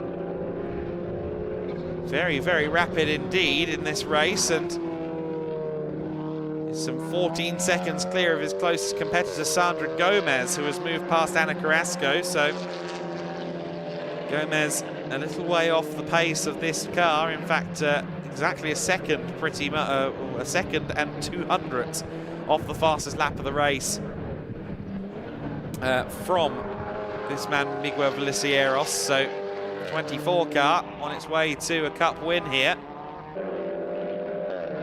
The Marshall's pushing away the Cupra. Sandra Gomez is some 4.1 seconds clear of her Peugeot compatriot. So I think Ana Carrasco is going to have to settle for third at best here. Fourth place in class for Santiago Castilla when we are talking about the Cup class. Nacho Montenegro's gap to the leader has continued to shrink. The gap is down to 2.5 seconds. Eric Genet, I think, is probably just managing things, but he's doing so in a way that might raise a few heartbeats down at the Monlau competition team, the Monlau Motul outfit. Genet then, your leader by 2.3 seconds, 2.4 seconds rounded up over Montenegro. Clock will strike 0 this time by, so this is the penultimate lap of the race with the +1 lap taken into consideration. Montenegro having a stellar race, great performance. Unfortunately, it began with that poor start off the line, fell back I think almost outside the top 10 in the first couple of moments of the race. Well, Eric Genet had a fabulous start from pole position. For Genet, we could see another beaming smile. He's got a second place already this season. He's got a third place already this season, both of which came at the first TCR Spain pre-season event at Jerez. There's only one trophy missing from the TCR Spain podium collection in 2024. That's the top step. He's a lap away from getting there. Alvaro Garcia, though, maybe a little bit disappointed to be dropping off the pace in third a little bit. Again, we saw him really showing up and showing out in the slightly older number 30 ALM Motorsport Honda. Having started from well down the order in both races, managed to recover nicely. He too came out of the Jerez weekend with a third and a second place, much like this man Eric Genet. It's going to be another third place by the looks of it for Garcia, as long as he can get to that checkered flag. And a few more time penalties dished out around the circuit. One of them is Bussian Fontan in the Hyundai, so he's got a 4-second penalty looming over his head. Santiago Castilla has been given 1 second for his 4th track limit infringement, but the infringements are piled high.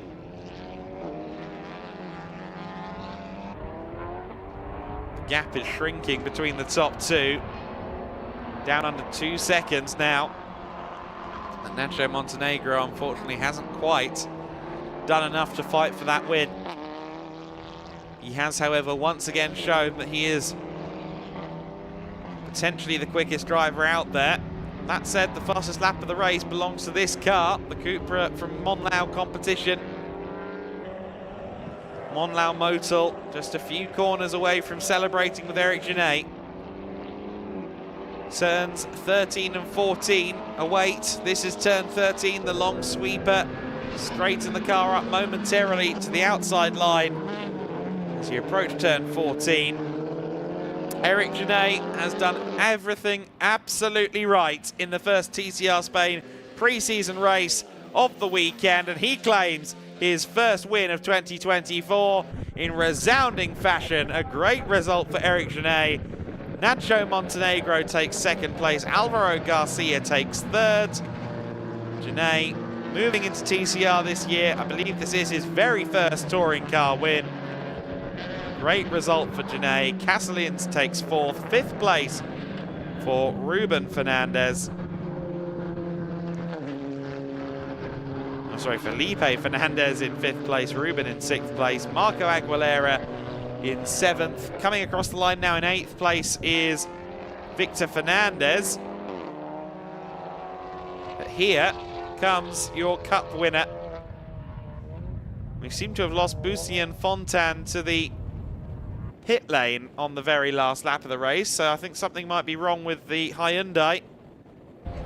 But that will not be a concern for Miguel Vallecieros, who has done everything perfectly in the Generation 1 Cupra. Comes across the line to finish 9th overall, but more importantly, claim the win in the Cup class. Second place in class will go to Sandra Gomez.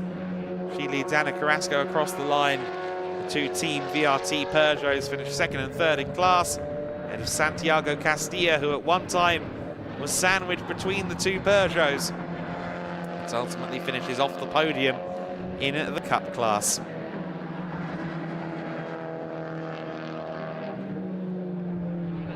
What a performance then from Eric Genet here at the Circuit Ricardo Tormo, a circuit where his dad raced in the World Touring Car Championship. He can add a Circuit Ricardo Tormo victory to the mantelpiece then. Eric Genet winning the race. Nacho Montenegro recovering from a poor start to finish in second. Alvaro Garcia taking third ahead of Sergio Castellins. The internal Fernandez family fight goes to Felipe. Fifth place for him. Ruben Fernandez taking sixth. Marco Aguilera taking seventh place ahead of Victor Fernandez. Even in light of a few different penalties coming his way for track limit, I believe he will finish in eighth. Miguel Vallecieros taking ninth. Sandra Gomez taking P10. Ana Carrasco in 11th place. Santiago Castilla 12th. Lucien Fontaine in 13th with a late visit to the pits. Miguel Angel Romero taking 14th, and Sandro Pilati, of course, coming to a halt on the circuit shortly before the end. Miguel Vallecieros, as well as 9th overall, claiming the all-important Cup class win. He's changed race suits since last week. He's in his own F4 Spain apparel rather than the ETCR suit borrowed from his dad. And there you see the embrace. How wonderful is that to see? That's Dad giving him a big, big hug, and the Monlau competition crew want to follow suit as well. Eric Genet, still a young man, still a teen, and that touring car dream is one that is growing larger now. Where will we see him in the years to come? The Genet name so synonymous with touring cars, so synonymous with the former Seat brand, now becoming broadly known as Cupra.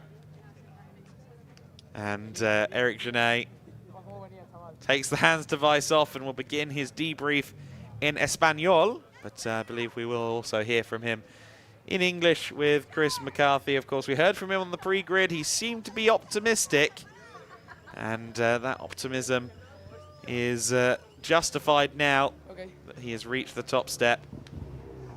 I believe that Chris McCarthy has grabbed Eric Genet, and we can go down there to our winner now. Yes, thank you very much. I'm down with our winner, Eric Genet, getting his first victory, first TCR victory. Eric, we could see the emotion when you got out of the car there. Tell us, how does that feel? It was incredible. Thanks to the team, they did a very great job. Incredible car. It's been a grateful finish of the race. We started a very good pace. Nacho was catching us a little bit every lap, but we know that we got a very big gap. Very happy about the result. First one, I think, of much we will do. And that's it. Thank you very much. And a lot of work building up to this. I imagine it must have felt very special when you came across the line. It does. It does. It's the second race we do with this car. Lots of level in this race. Incredible feeling. We work a lot during the year. For the past year in the Formula 4. Thank you to everyone that helped me during the whole season.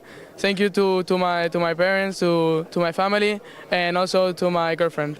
We can see your dad is here as well. This is a place where he took a win in World Touring Cars. How does it feel now to follow in his footsteps and get a win here yourself? Well, it's my coach. He's done all part of the work. I think the first person I have to thank is him to be supporting me, helping me day and night. I think he's the first protagonist. Hopefully I want to try to do it better than him. He's done a very good result during all the year, but we will try to improve that. Can we have some words, please, for the fans as well in Spanish, please? Nada, gracias a toda la afición, habéis venido, muchas gracias por estar aquí, el apoyo, cada persona cuenta, cada persona es 1 kilómetro por hora para mí. Muchas gracias a todos los que habéis estado en el paddock, felicitando, apoyando. Gracias a todo el mundo por estar aquí, que sé que cuesta, pero es un gran deporte. Thank you very much. Congratulations, well done, Eric Genet.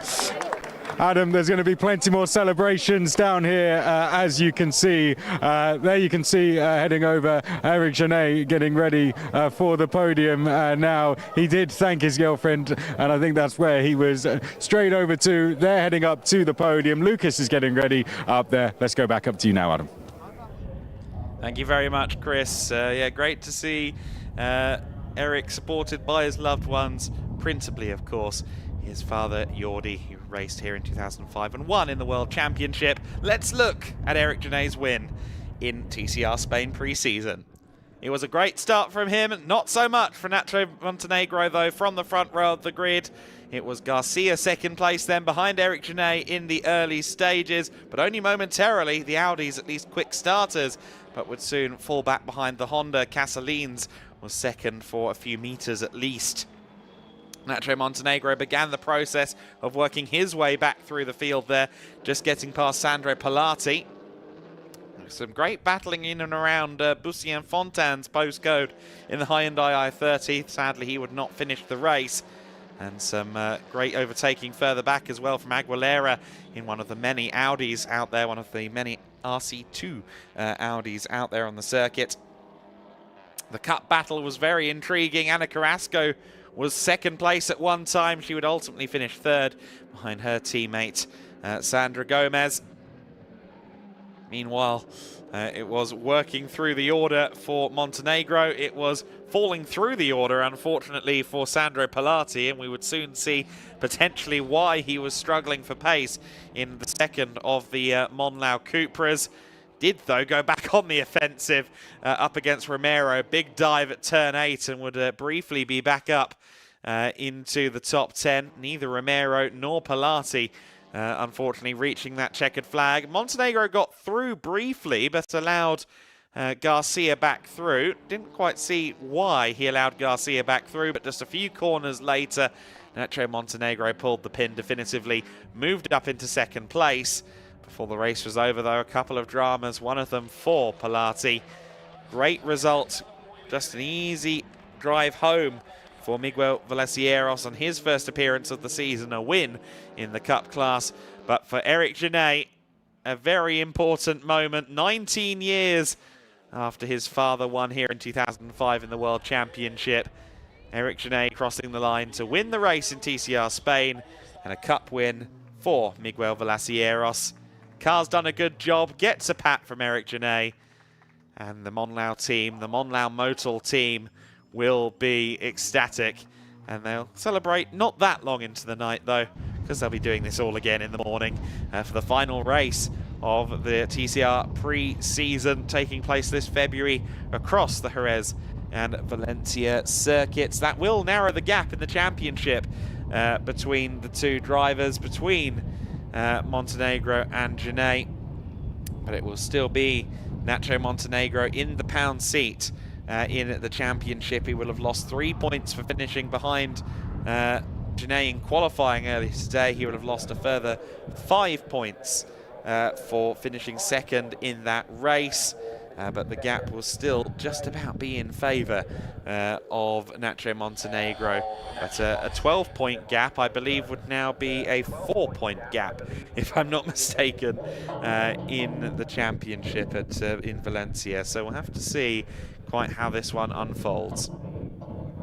I understand that Lucas Gajewski has herded the drivers in record time, so let's go to the podium. It really wasn't record time, and it wasn't me either, Adam, but thank you very much. We are good to go with our TCR Spain podium here in Valencia. Of course, it's a Spanish championship. It's mostly Spanish drivers. So what am I doing here? I'm going to clear the stage because we have a native speaker to deliver the podium for you. And here we have the podium delivered by Nacho Santos. Clasificado Álvaro García García. Segunda plaza para Nacho Montenegro. Y el vencedor, Eric Gene Casanova. El equipo vencedor, Monlau Competición, representado por su director deportivo, Jaime Serrano.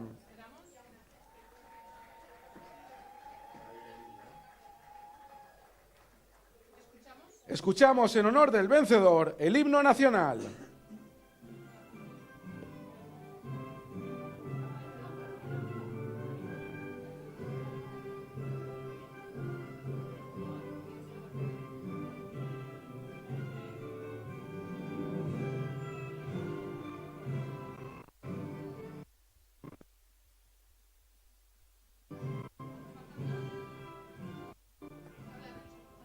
Don Gabriel Alonso, promotor de TCR en España, hará entrega del trofeo al equipo vencedor, Monlau Competición, representado por Jaime Serrano, director deportivo.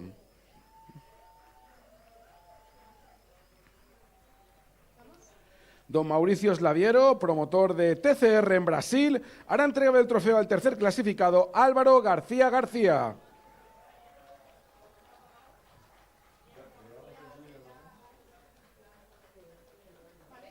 El señor Mauricio Slaviero, promotor de TCR en Brasil, hará entrega del trofeo que acredita en la segunda plaza a Nacho Montenegro. Y don Gabriel Alonso, promotor de TCR en España, entregará el trofeo al vencedor Eric Gene Casanova.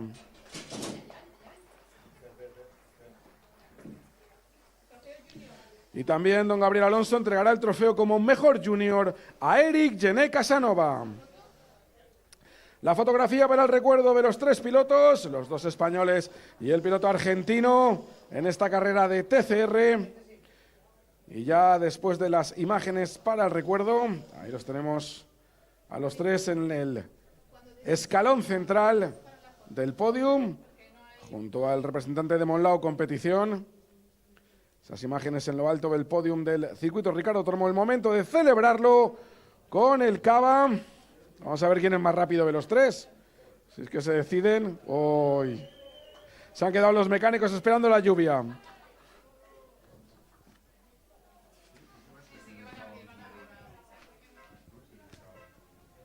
Vamos a ver Gene, que no se lo quiere perder.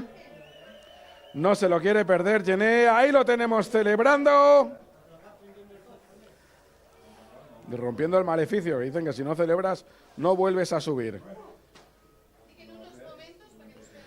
Y vamos ya, en cuanto se prepare el podium, para los pilotos y las pilotos en TCR Winter Series Cup. En la Copa. Tercera plaza en la Copa para Ana Carrasco. Segunda posición para Sandra Gómez. Y el vencedor en la Copa, Miguel Villacieros.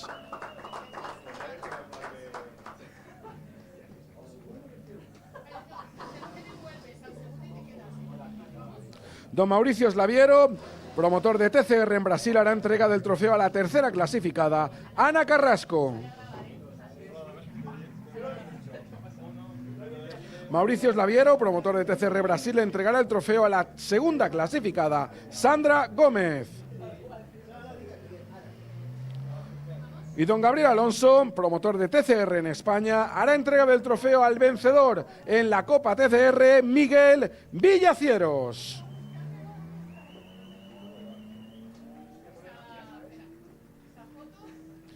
Esa imagen para el recuerdo de Miguel flanqueado por Sandra y Ana.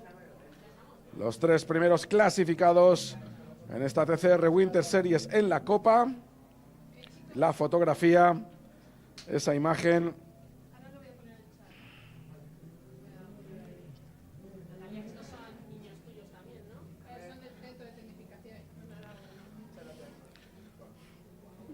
Y ya será el momento, después de esa imagen, de celebrarlo.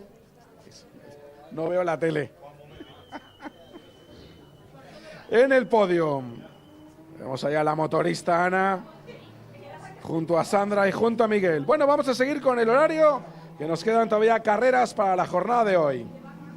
Thank you very much to Nacho Santos, your Spanish circuit commentator here in Valencia. That's our 2 TCR Spain podiums done and dusted. One more race coming up for you today, and this is the GT Winter Series with a 20-plus car grid. Fabulous mix, as always, of GT3 machinery, Cup 2s, the Porsche Carrera Cup cars, and of course the lovely Ferrari Challenge machinery with some new entries. Just as well, cars are heading out onto the starting grid, and Chris McCarthy is down there for you.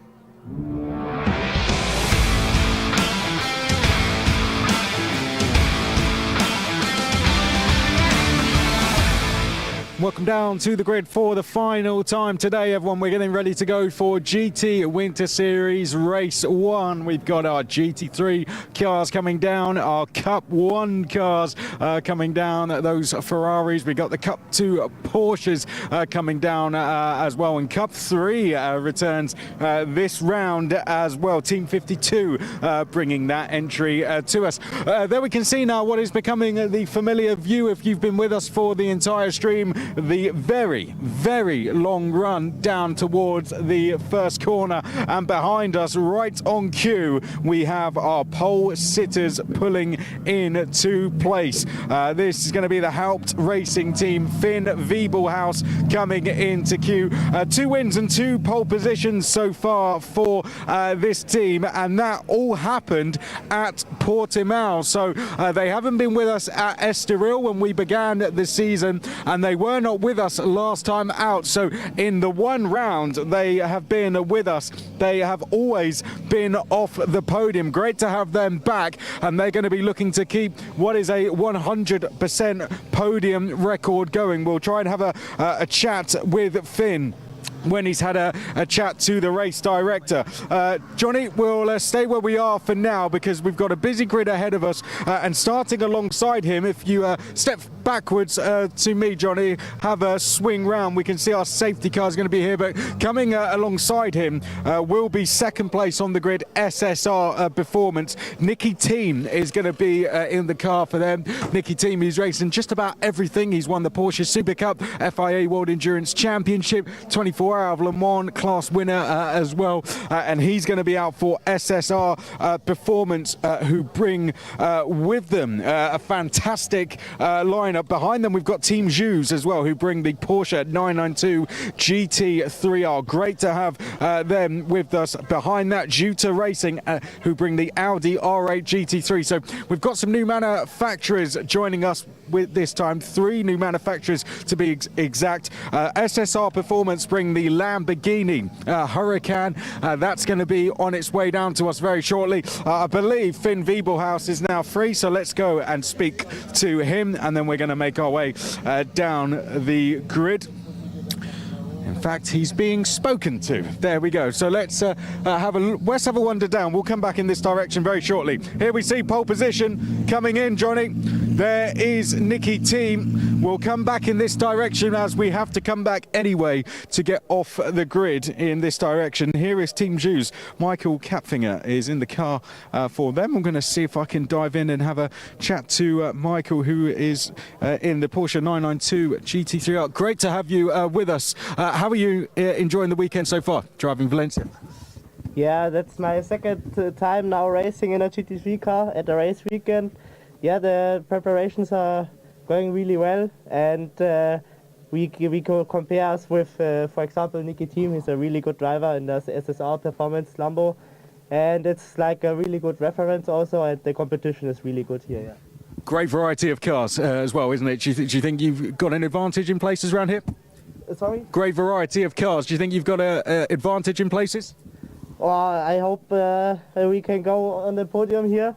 But it's very tough because we don't heat our tires, and we are driving the GT Masters regularly. And yeah, we try our best, and maybe we see us at the podium again.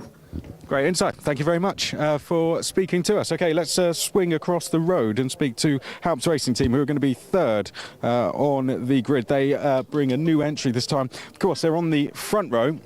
And also on the second row as well. Kwanda Mokoena is in the car for them. I'm going to see if I can dive in. Thank you, Johnny. Kwanda, thank you very much. We're going to ask just one question only. How is it to be in GT Win Series? How are you feeling ahead of the race? That was kind of two, but we'll ask it in one. I'm loving every moment of it. Hopefully we can end the race on the podium. That would be ideal, but just happy to be here. Good stuff. We're happy to have you. Thank you very much. Let's get down because 3 minutes to go. Let's speak to our top two.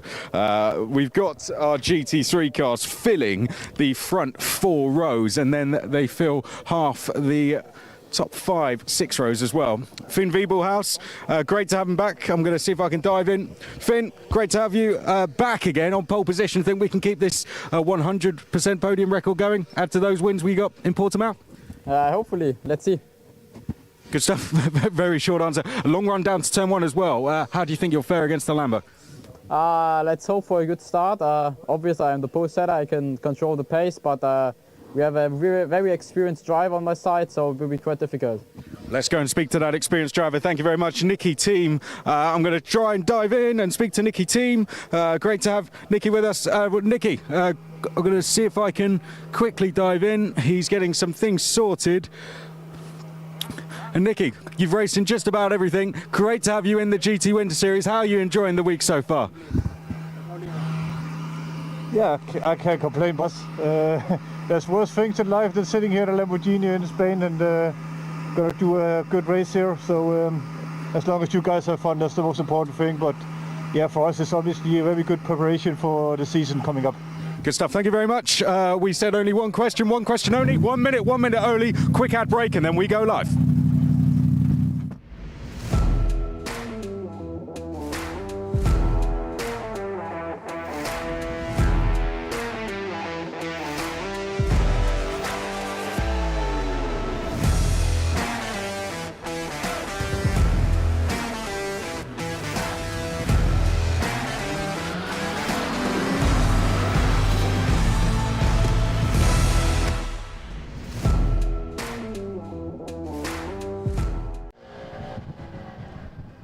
When you give young fighters the right ammunition, you can end up with one mighty dogfight, and that's what we're going to see here in the GT Winter Series. A huge expansion of the GT3 class grid this time, but will it be one of the young fighters, or will it be the rugged, more experienced gentleman in the Lamborghini that takes the fight to Finn Wiebelhaus? It's Wiebelhaus on pole, Nicky Team alongside him on the front row of that grid as they get rolling ahead of half an hour of racing. This is going to be a truly spectacular fight between multiple manufacturers, multiple young superstars here in the GT Winter Series. Finn Wiebelhaus is your pole sitter.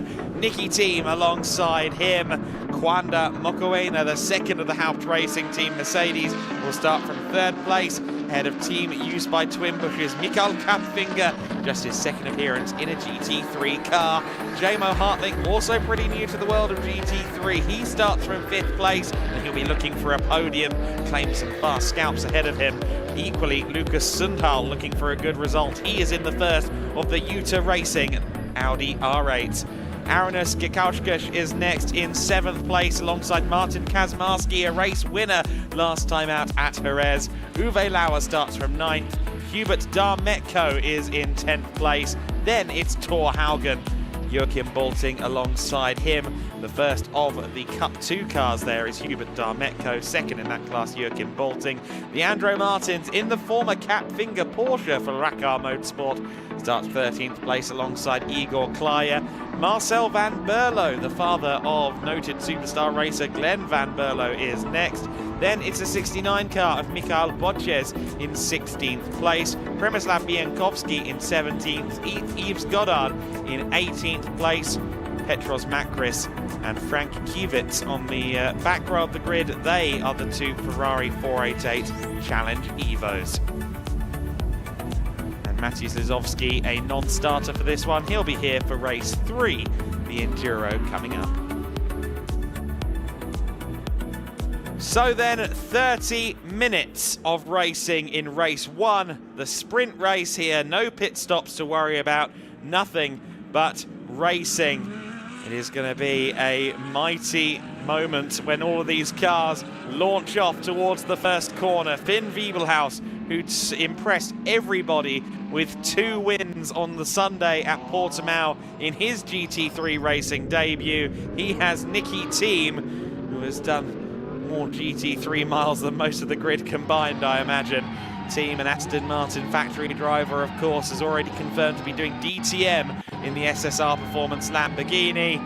He is going to dust off the cobwebs. He's already dusted them off, let's be honest. Can he convert second place into a win, or will it be Wiebelhaus? Will it be one of the cars from row 2 or even further back? We are racing for 30 minutes in the GT Winter Series, and it is Finn Wiebelhaus that leads down towards the first corner. A very good start from Finn. Nicky Thiem just a couple of car lengths further back as they run through the first corner. It's Mukwena in third, followed by Kapfinger, followed by Hartling. Here comes Mikael Kapfinger, trying to go around the outside of Kwanda Mukwena in the number 1 car, but he can't quite get it done there. Everybody else scything their way through the order. The first of the Cup cars is Leandro Martins, so he's moved up the order a few places there too.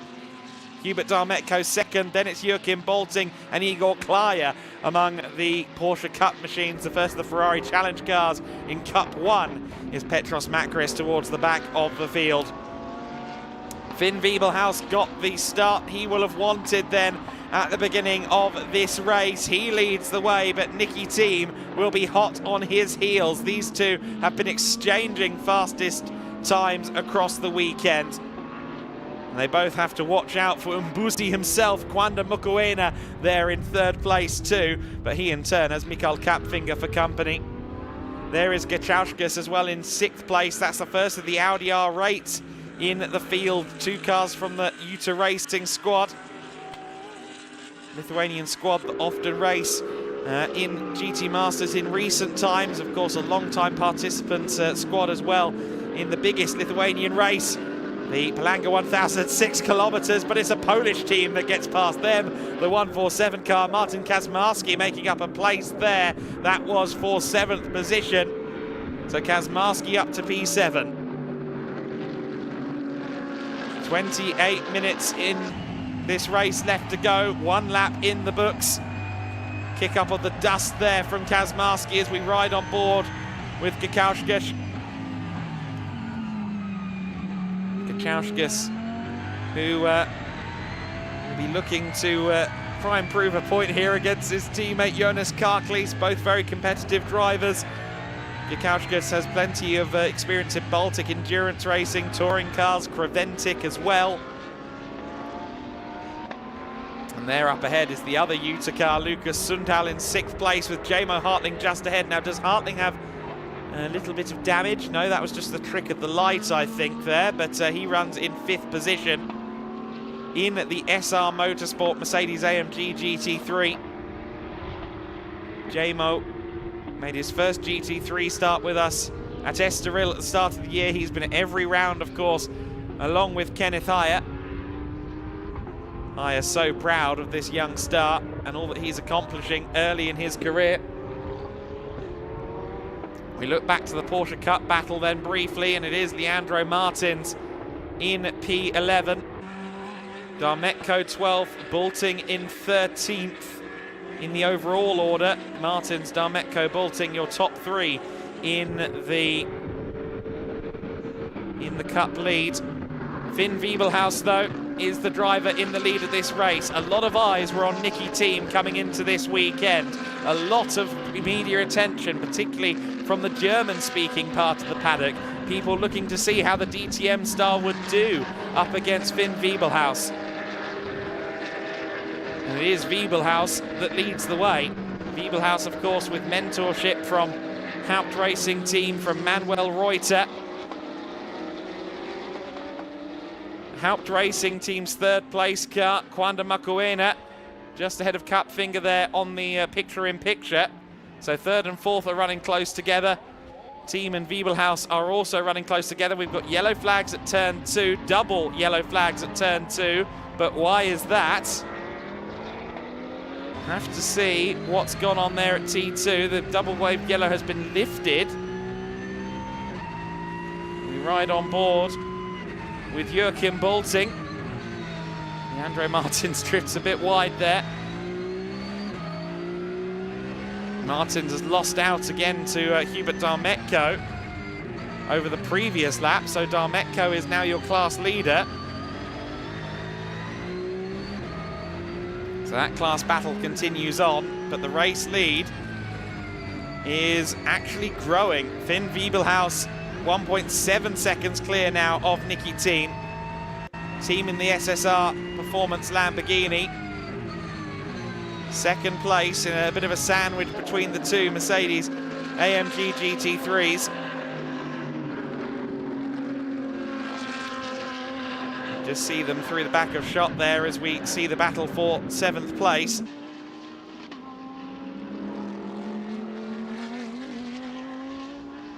But I'm quite surprised actually that Team hasn't quite found the same pace as Wiebelhaus just yet, but the race is young.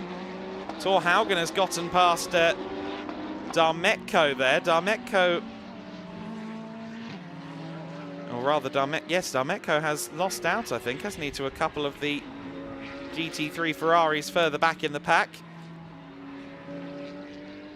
Got 10 GT3 cars in the top 10. That's the first time we've seen that all year. A lot of the fastest GT cars in the world on your screen this afternoon. There's Wiebelhaus. Nicky Team sits in second place. Then it's Mokoena, Kapfinger in 4th position.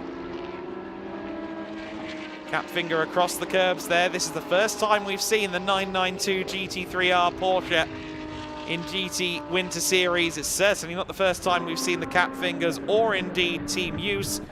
Johannes Kapfinger is here supporting his brother, but he will not be in the car until March because still recovering from a collarbone injury at the moment. So it is a Mikael lineup. Mikael's Use and Kapfinger starting this number 1 car, wearing the number 1 because Johannes will be at the wheel later in the season.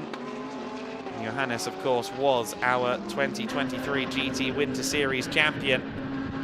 Haugen and Darmetko, both on the back of Uwe Lauer. The Porsche maybe a little quicker towards the end of the straight, thanks to less drag.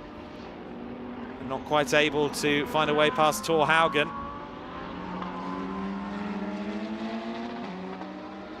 Haugen, a welcome return to the championship for him after missing Jerez. I believe we're going to see him at least once more before the end of the year too, as we go to Aragon and Barcelona. 2 488 GT3 cars under pressure from Hubert Darmetko. Darmetko, who made his race debut, lest we forget, at Estoril. And look at him go, right there with the GT3 cars. Thor Haugen may well lose out here to Darmetko for 11th position.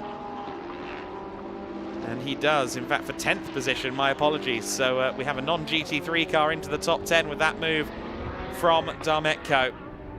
Mokoena and Kapfinger still very close together in 3rd and 4th place. In fact, the gap has gone down. Kapfinger is closing in on Mokoena in 3rd and 4th place, down to just over half a second. There they are through the bottom of shot.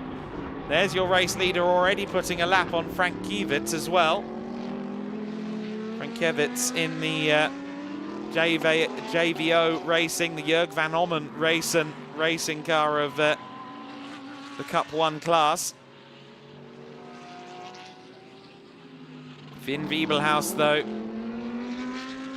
well clear at the lead, but this man, Kwanda Mokoena, under a lot more pressure. Mikael Kapfinger would love to return to GT Winter Series with the podium. He was talking about how much he values his time in GT Winter Series, the support that he's received as he's gotten better and better in GT Winter Series, now leading him towards ADAC GT Masters in the summer with his brother, with one of the top teams of GT Masters in recent years, in the form of Team Use Sportwagen Technik, Team Use by Twinbush. The Haupt Racing team, another top squad in the world of GT Masters. Great to see so many top teams flocking in to the GT Winter Series paddock, and great to see this battling for 3rd position. Kapfinger a little bit wide there. They all have to be a little careful of the track limits bug that is walking around and biting people with sheer abandon at the moment. I haven't seen too many time bulletins, or haven't seen too many warning bulletins yet. A couple of cars have received a slap on the wrist in the last few moments, but no one seems to be doing too much wrong at this stage. Is that a very, very broken windscreen, or is that just a very dirty windscreen on the Audi of Gachauskis? My apologies. Certainly marked, isn't it? I think it is shattered partially, isn't it, the windscreen on the 24 car? Difficult to see from the picture-in-picture, but doesn't seem to be causing him any hindrance versus Kazmarski in the battle for 7th place. We do have some track limit warnings coming in. A 3rd warning now for the 38 driver, Joachim Bolting. 3rd place, of course, in the Cup 2 class. Sideways stuff there from Kwanda Mokoena. The Haupt Racing team squad will be willing him on. Got support from the team, from Manuel Reuter, from his mum as well, as he starts taking more steps into Europe. Was in an Audi last year in select appearances in GT Open, as well as the ADAC GT Masters, but now moving into the ever-strong Haupt team. Be looking to make an impact. Uwe Lauer, I don't think he's made an impact, but he has had a spin at turn 9. And that's dropped him out of the overall top 10 contention here, behind some more of the Porsche Cup cars. Trying to get a look again at that Audi's windscreen at turn 1, the 24 of Gachauskis. Certainly the 24 car still on the back of Kazmarski. Apparently Uwe Lauer went straight on at turn 8, so that's why he lost his time. Great overview here in the sunset at the Circuit Ricardo Tormo. Beautiful lighting that I'm sure our videography and photography crews will absolutely love. Mikael Kapfinger on the move, getting closer and closer to Mokoena. Again, looking at the windscreen of that 24. Still can't tell if that's dirt or a brake, but the 24 car certainly with a suboptimal windscreen, whichever reason is causing it. The number 7 car, Hubert Darmetko, under pressure from Thor Haugen. That's, of course, a battle for overall position, 9th overall, and Darmetko won't want to put too many feet wrong because he, of course, leads Cup 2. Bouncing over the curbs, meanwhile, Kazmarski and Gachauskis through turn 14, out onto the long main straight they go. Of course, Audi taking more and more steps back from their customer racing programs, but great to see the R8s still in force. Of course, we've already had an R8 win at Dubai in the 24-hour in January. UTA Racing would love to add some silverware to the tally this weekend. Mikael Kapfinger is more than familiar with receiving trophies in the GT Winter Series. Juan de Mocoena looking for his first.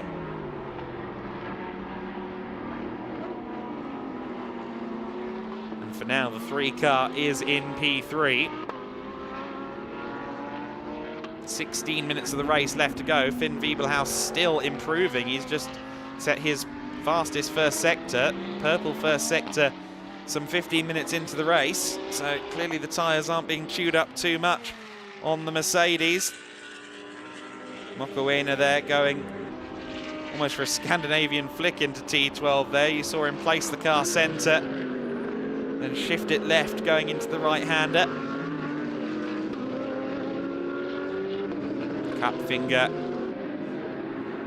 getting used to the world of GT3 in just his second racing weekend in the car, as he alluded to previously. Nicky Thiem some 3.4 seconds off the young charger in the lead car right now. Finn Wiebelhaus will be grinning as he glances in the mirror every now and then and sees a driver of Nicky Thiem's caliber not just behind him, but getting smaller in that mirror as well. It tells me Wiebelhaus is going to be something special.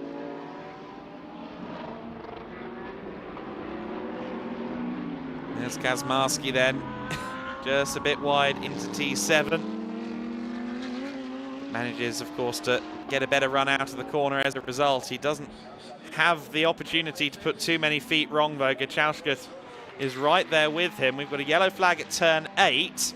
Now, turn 8 is around where the leaders would have been when that yellow flag came out. So, hopefully, it isn't one of our leaders. In fact, it's both of the Cup 1 Ferraris.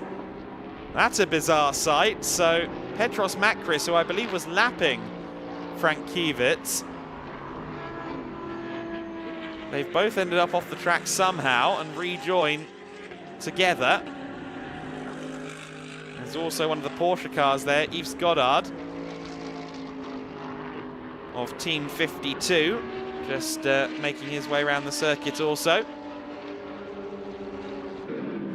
A few drivers further back maybe having a slight moment, but that won't be of imminent concern at the sharp end. Love the green headlights on the 992. They get more imposing the darker it gets around this circuit.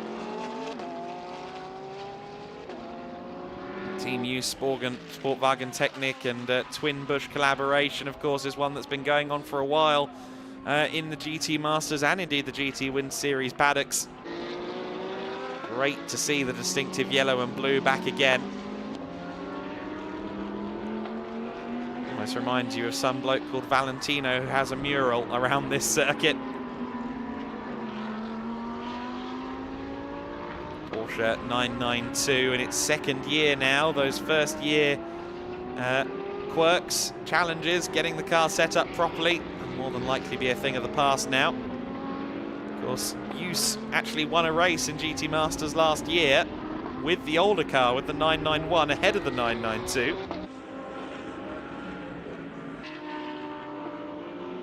Oh, but that was a bit wide from Kapfinger. He's still close by, though. I think the aero wash catching out Mikael Kapfinger a little bit there as he drew closer to Juan de Mocoena. Your order with 13 minutes of this race left to go. Finn Wiebelhaus is your leader. Nicky Thiem is in second place. Then it's Mocoena in third. We watch him through the windscreen of your fourth place driver, Mikael Kapfinger. J-Mo Hartling is in fifth place as we watch Kapfinger bounce over the curbs. Sixth position, Lucas Sundal in the UTA Racing Audi. Martin Kazmarski in seventh place and Aronis Gikauskas in eighth position. Sundal, of course, in the other of the two UTA cars. A numerous time Porsche Carrera Cup Scandinavia champion. In fact, 5 in a row from 2018 till 2022. So he is just as decorated as anyone in that top half dozen. Little precautionary tap of the brakes before the braking zone there from Mokoena, just making sure the brakes are still underneath him.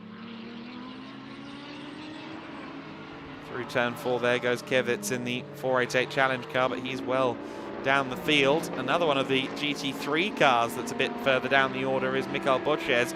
Good to see him out there in the Kessel GT3. He was meant to be racing last weekend, but an incident in practice put paid to that. Igor Klaya down in 14th position, just ahead of, or just behind Uwe Lauer. So 13th and 14th places there. Of course, we've seen that Lauer had a moment earlier on. Petros Makaris, Kessel Racing, leads the Cup 1 class, but sits 19th overall. Has already been lapped by our leading drivers in the GT3 class. But Makaris will hand over to Marco Bononomi in the endurance race, and you can expect that car to fly with the former Audi LMP1 driver at the helm. Makaris, though, having a very good second weekend in the car. He's got a lot of supporters watching from Greece, and good to see his progress. Definitely quicker this weekend. Kazmarski, of course, his first weekend in a GT3 car last time, and he went and won on the first try. So he's got a high bar to clear. Mikael Kapfinger has a very wily opponent to clear in the form of Kwanda Mokoena. Has had some great successes in South African motorsport, has won endurance championships in South Africa. It's a racing family, the Mokoenas. And Kwanda certainly knows what he's doing at the wheel of a GT3. He's done a lot of mileage both in Europe and in his native country. Mikael Kapfinger, newer to GT3, but certainly not new to Porsches. Both dive past Premislav Biankowski, who sits down in 17th overall, 6th among the Cup 2 class cars. 3rd and 4th place, run past Marshall post at the pit exit through turn 1. Still just half a second between them. Kapfinger is just waiting for that opportunity to present itself. It's very difficult to make a pass in relatively even machinery when you're both top-level drivers around the circuit Ricardo Tormo, but it can definitely be done. Yellow flag once again at turn 9. Finn Wiebelhaus will be on the scene there, but I think by the time he gets there, the yellow flag has been cleared. Love the sound of that 992 GT3R. The modern generation of GT3 machines, the cars coming out in the last couple of years, look every bit as imposing, as wide, as highly developed as the GTE cars that they're replacing at Le Mans and in the World Endurance Championship. GT3 has come on leaps and bounds from its origins, as has the GT Winter Series. What a fabulous list of drivers and cars we've got right now in this race. It's Finn Wiebelhaus, though, who's putting himself to the top of that list by force. He's in the traffic at the moment, but driving very well indeed. Having to manage the traffic, predict what's going on around him, which can be easier said than done. We saw this from him, particularly in the endurance race at Portimao. Really had his head around the situation, making laps, getting people lapped. The 69 car about to go a lap down then. Lucas Sundal in 6th place, making his way up there. Uwe Lauer is the next target for the Merbag-backed Haupt Racing team at Mercedes-AMG GT3. Coming out onto the main straight, meanwhile, is that battle between Yves Goddard and Petros Makaris. They're down in 18th and 19th place for sure, but they're still having a great scrap. Cup 2 versus Cup 1, Porsche versus Ferrari. We see a lot of that in this series. The numerous classes of the GT Winter Series always seem to converge and create these exciting battles that we don't get to see the luxury of in many places. Matt Chris again continuing to lead in the Cup 1 class. Kapfinger still there behind Kwanda Mokoena, as we can see in the picture-in-picture.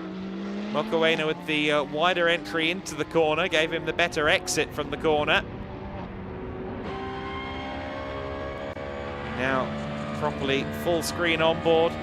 Just, no, not quite touching 6th gear actually, interestingly, as they run down to turn 1. I was waiting for the shift up into 6th and it never came from Mikael Kapfinger.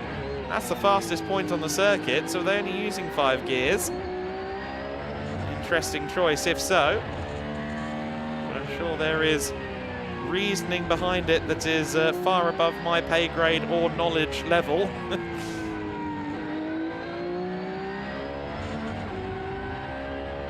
Mokoena putting his car in all the right places, but Kapfinger looking more and more racy.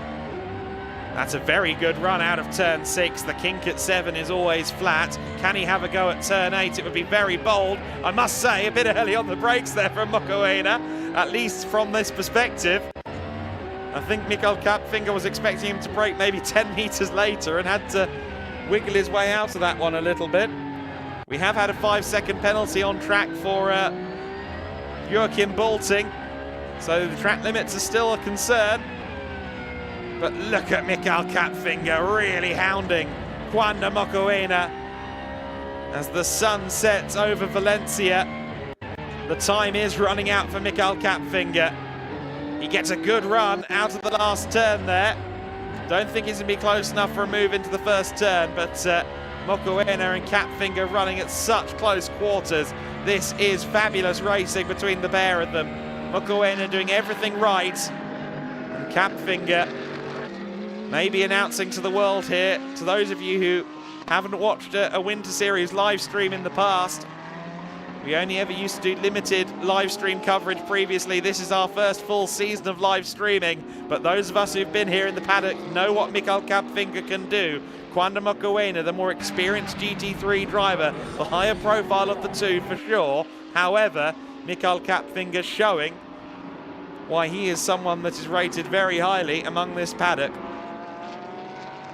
Both he and Johannes are young silvers that could well go far.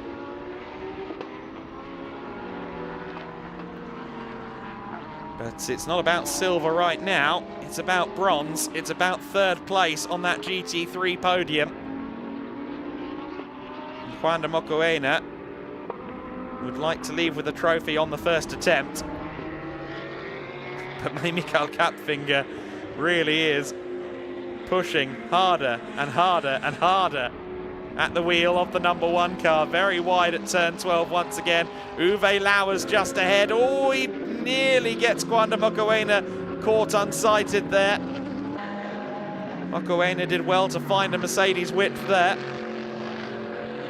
Very close between the two of them as they run down the main straight. Kapfinger with a little speculative look to the inside. He might be best served getting a good run out of 1 for turn 2, and that's exactly what he does. Oh, Mokoena with a slight slide there. Doesn't damage his momentum enough for an issue at turn 2, but it's getting extremely close as Kapfinger just mounts that curb. He's getting aggressive, he's fighting for everything he's worth here. We've got 3 minutes and 20 seconds of this race left to run. The time is ticking away, and Kapfinger is looking more and more scrappy, but so is Kwanda Mokoena, both of them feeling the pressure. Car 72 with a 5-limit penalty for track limits and the 741. So both Igor Klaya and Uwe Lauer have gained penalties, but no one further up the order putting feet wrong right now, at least not to the extent where it's punishable by post-race penalty. Finn Wiebelhaus continues to lead the way, 5.2 seconds clear at the front of the order. Nicky Team seems solid in 2nd place, 5.2 seconds back, but Mokoena is anything but comfortable. It's about the hottest seat you'll find in February at the moment for Quanda Mokoena.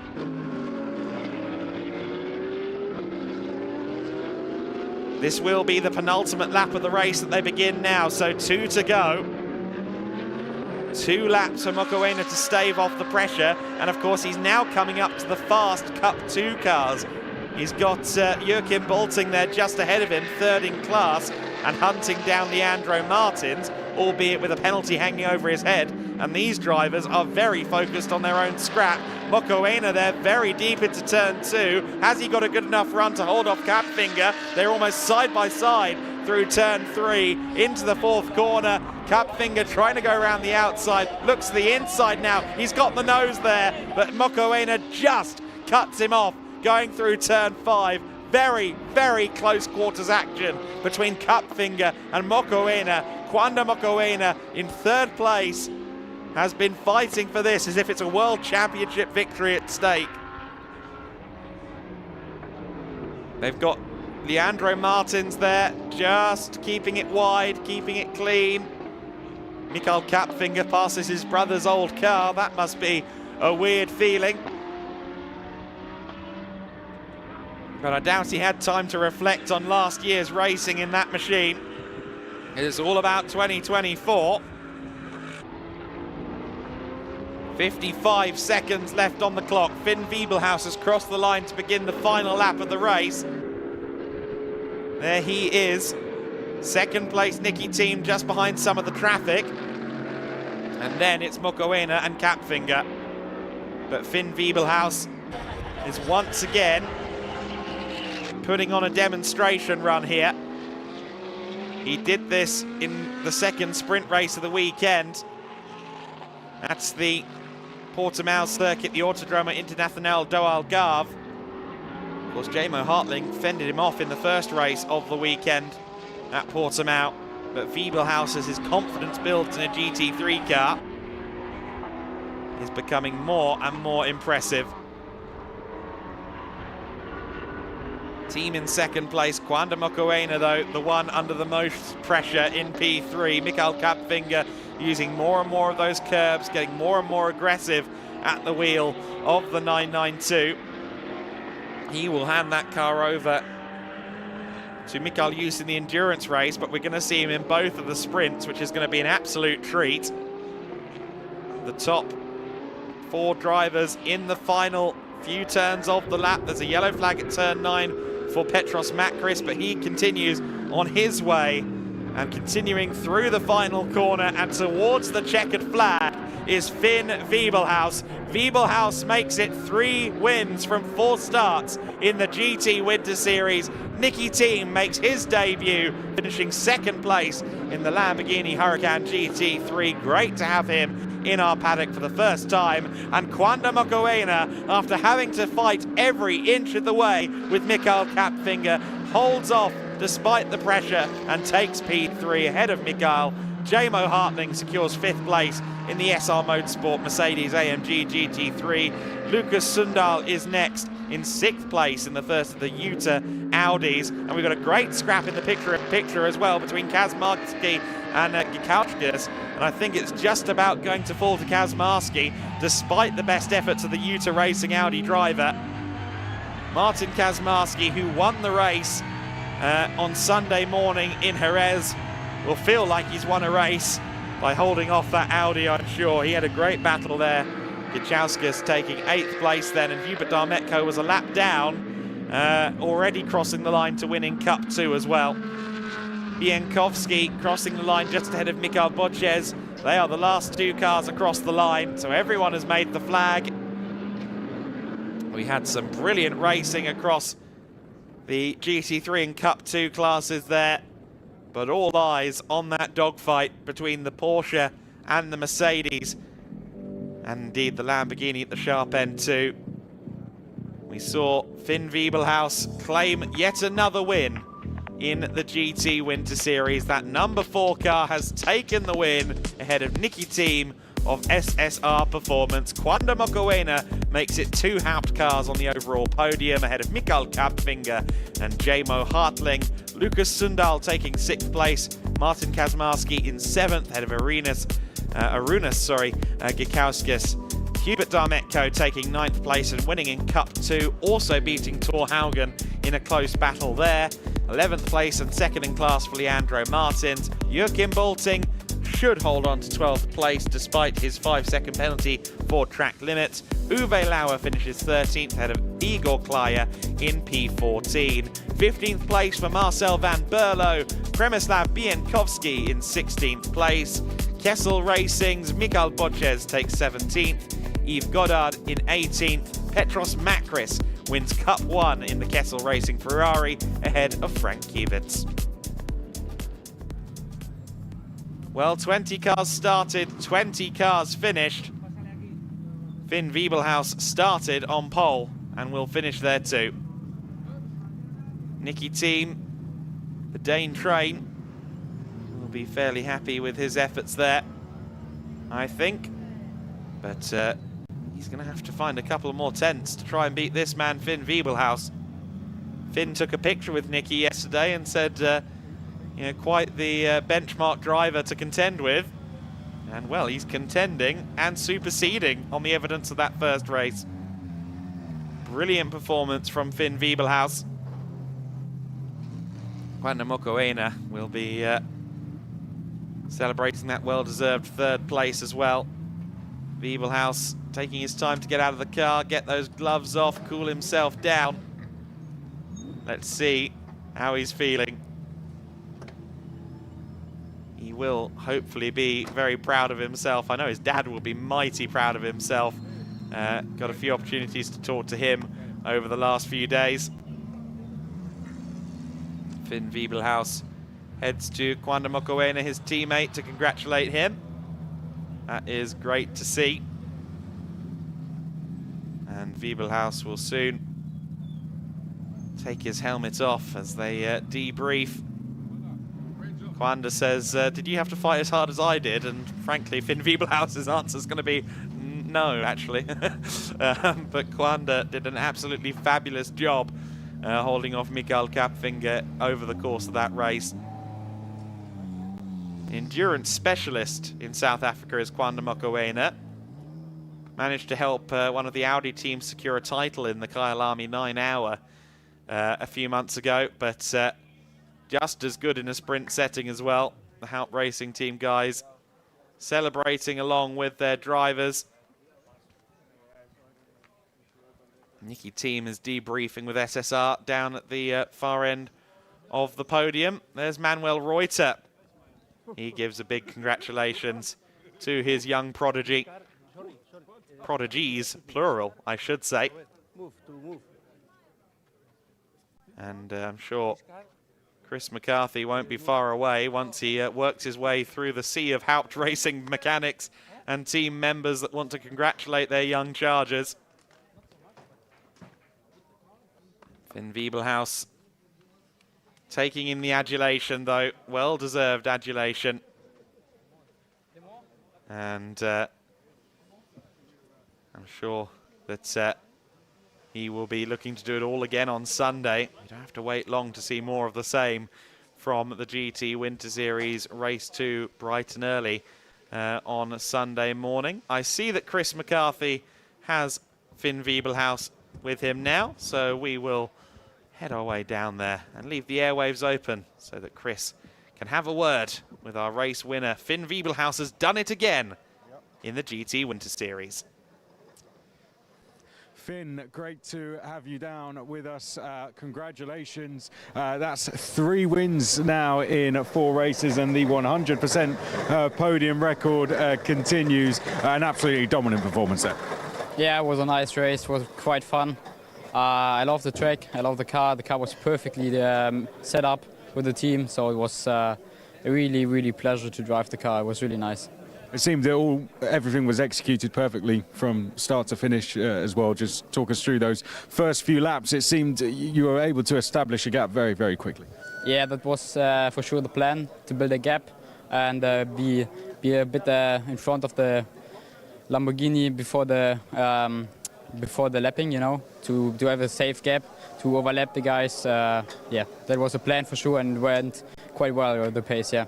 And we have some really tough competition here. One of the cars in front of us, Nicky Thiem, a very successful driver. It must feel good to be able to beat a driver like that as successfully as you did. Yeah, of course, it's a good reference. He's a really experienced and fast guy, so it was a pleasure to drive against him, yeah. And looking forward to tomorrow. Reckon we can add to those victories, similar to what you did in Portimao? Hopefully, let's see. Good stuff, well done. Finn Wiebelhaus, congratulations to him. We can see some of the other drivers around SSR Performances there, Lamborghini as well. Nicky Thiem, he's going to be up on the podium as well. That's where we're going to be going very, very shortly with Lukas Gajewski. But first we'll go back up to you, Adam Weller. Thank you very much, Chris McCarthy. Great work down there in the pits today. Finn Wiebelhaus will take a well-deserved breather on his way to the podium. And I'm sure everyone a bit hot and bothered in the sunset in those GT3 cockpits. They are air-conditioned, but still quite the environment to try and perform in over the course of the half-hour race. Nicky Thiem will take that second place then alongside Quanda Mokoena in the top three on the podium. You see there the stands emptying, fans going home. If you are here in the Valencia area, come along. Free access tomorrow as well. Let's have a look though at the replays for that race. It was a very well executed start from Finn Wiebelhaus. He led comfortably into the first corner ahead of Nicky Thiem. Quanda Mokoena there in third place as the racing got started. Just behind him, Mikael Kapfinger. Wouldn't that be the story of the race? Leandro Martins was your early Cup 2 leader. But soon enough, Hubert Darmetko would find his way past. Martin Kazmarski getting his way past Arunas Gakauskas as well. The Ferrari GT3 cars being targeted here by Hubert Darmetko, and Darmetko would find his way past Thor Haugen for what was 9th overall. Uwe Lauer, who was ahead of him at that point, would soon make a bit of an error and return to the track, as would a couple of the other Ferraris, the challenge cars, also having something of a moment at turn 8, which always catches drivers out. Mikael Kapfinger would get progressively more aggressive, flash those headlights, making Quanda Mokoena well aware of the pressures that awaited from behind him, working their way, scything their way through the lap traffic. But no one was doing that better than Finn Wiebelhaus, who made it look elementary once again at the sharp end of the order, perhaps in circumstances where no one expected him to do quite so well up against Nicky Thiem. Mikael Kapfinger was trying everything he could to get past Quanda Mokoena, but he would have to fall short of the podium on this occasion.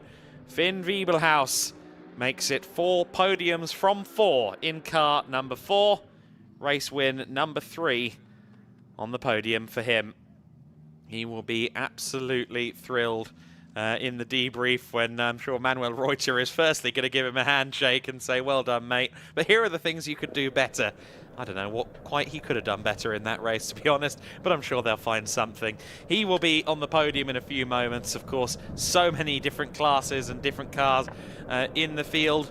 No Cup 4 Lamborghinis, no Super Trofeo cars this weekend, but we have the Cup 2 Porsches, the Cup 1 Ferraris out there on the circuit. So Lucas, well, he admitted earlier on that he doesn't actually do the herding, so I can break the fourth wall there and tell you that Anna and the rest of the Keedlit Racing crew will be working hard to actually do the herding. And from there we will have the podiums. And I understand that our chief shepherd, Lukas Gajewski, has indeed found our drivers. So let's go down to the podium. Absolutely, for one last time today, it's podium time here in Valencia, race number 1 for GT Winter Series in the books. Let's celebrate with our winners. And of course, as always in GT Winter Series, we start our podium procedures with the GT3 class. So let's welcome in third place for Haupt Racing Team, Quanda Mokoena.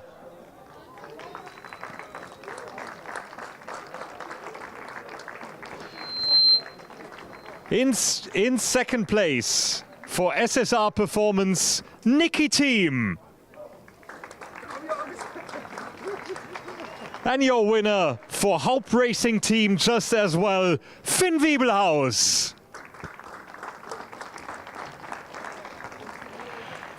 So next, please welcome Sergio Fonseca, Stefan Lehner and Markus Giedlich to present the trophies to our three winning drivers up here on the podium. Quanda Malcoena making his GT Winter Series debut on the podium, and Niki Thiem on his debut just as well in second place. And for the third time this season on the highest spot of the podium, it's Finn Wiebelhaus making his return to the GT Winter Series this weekend.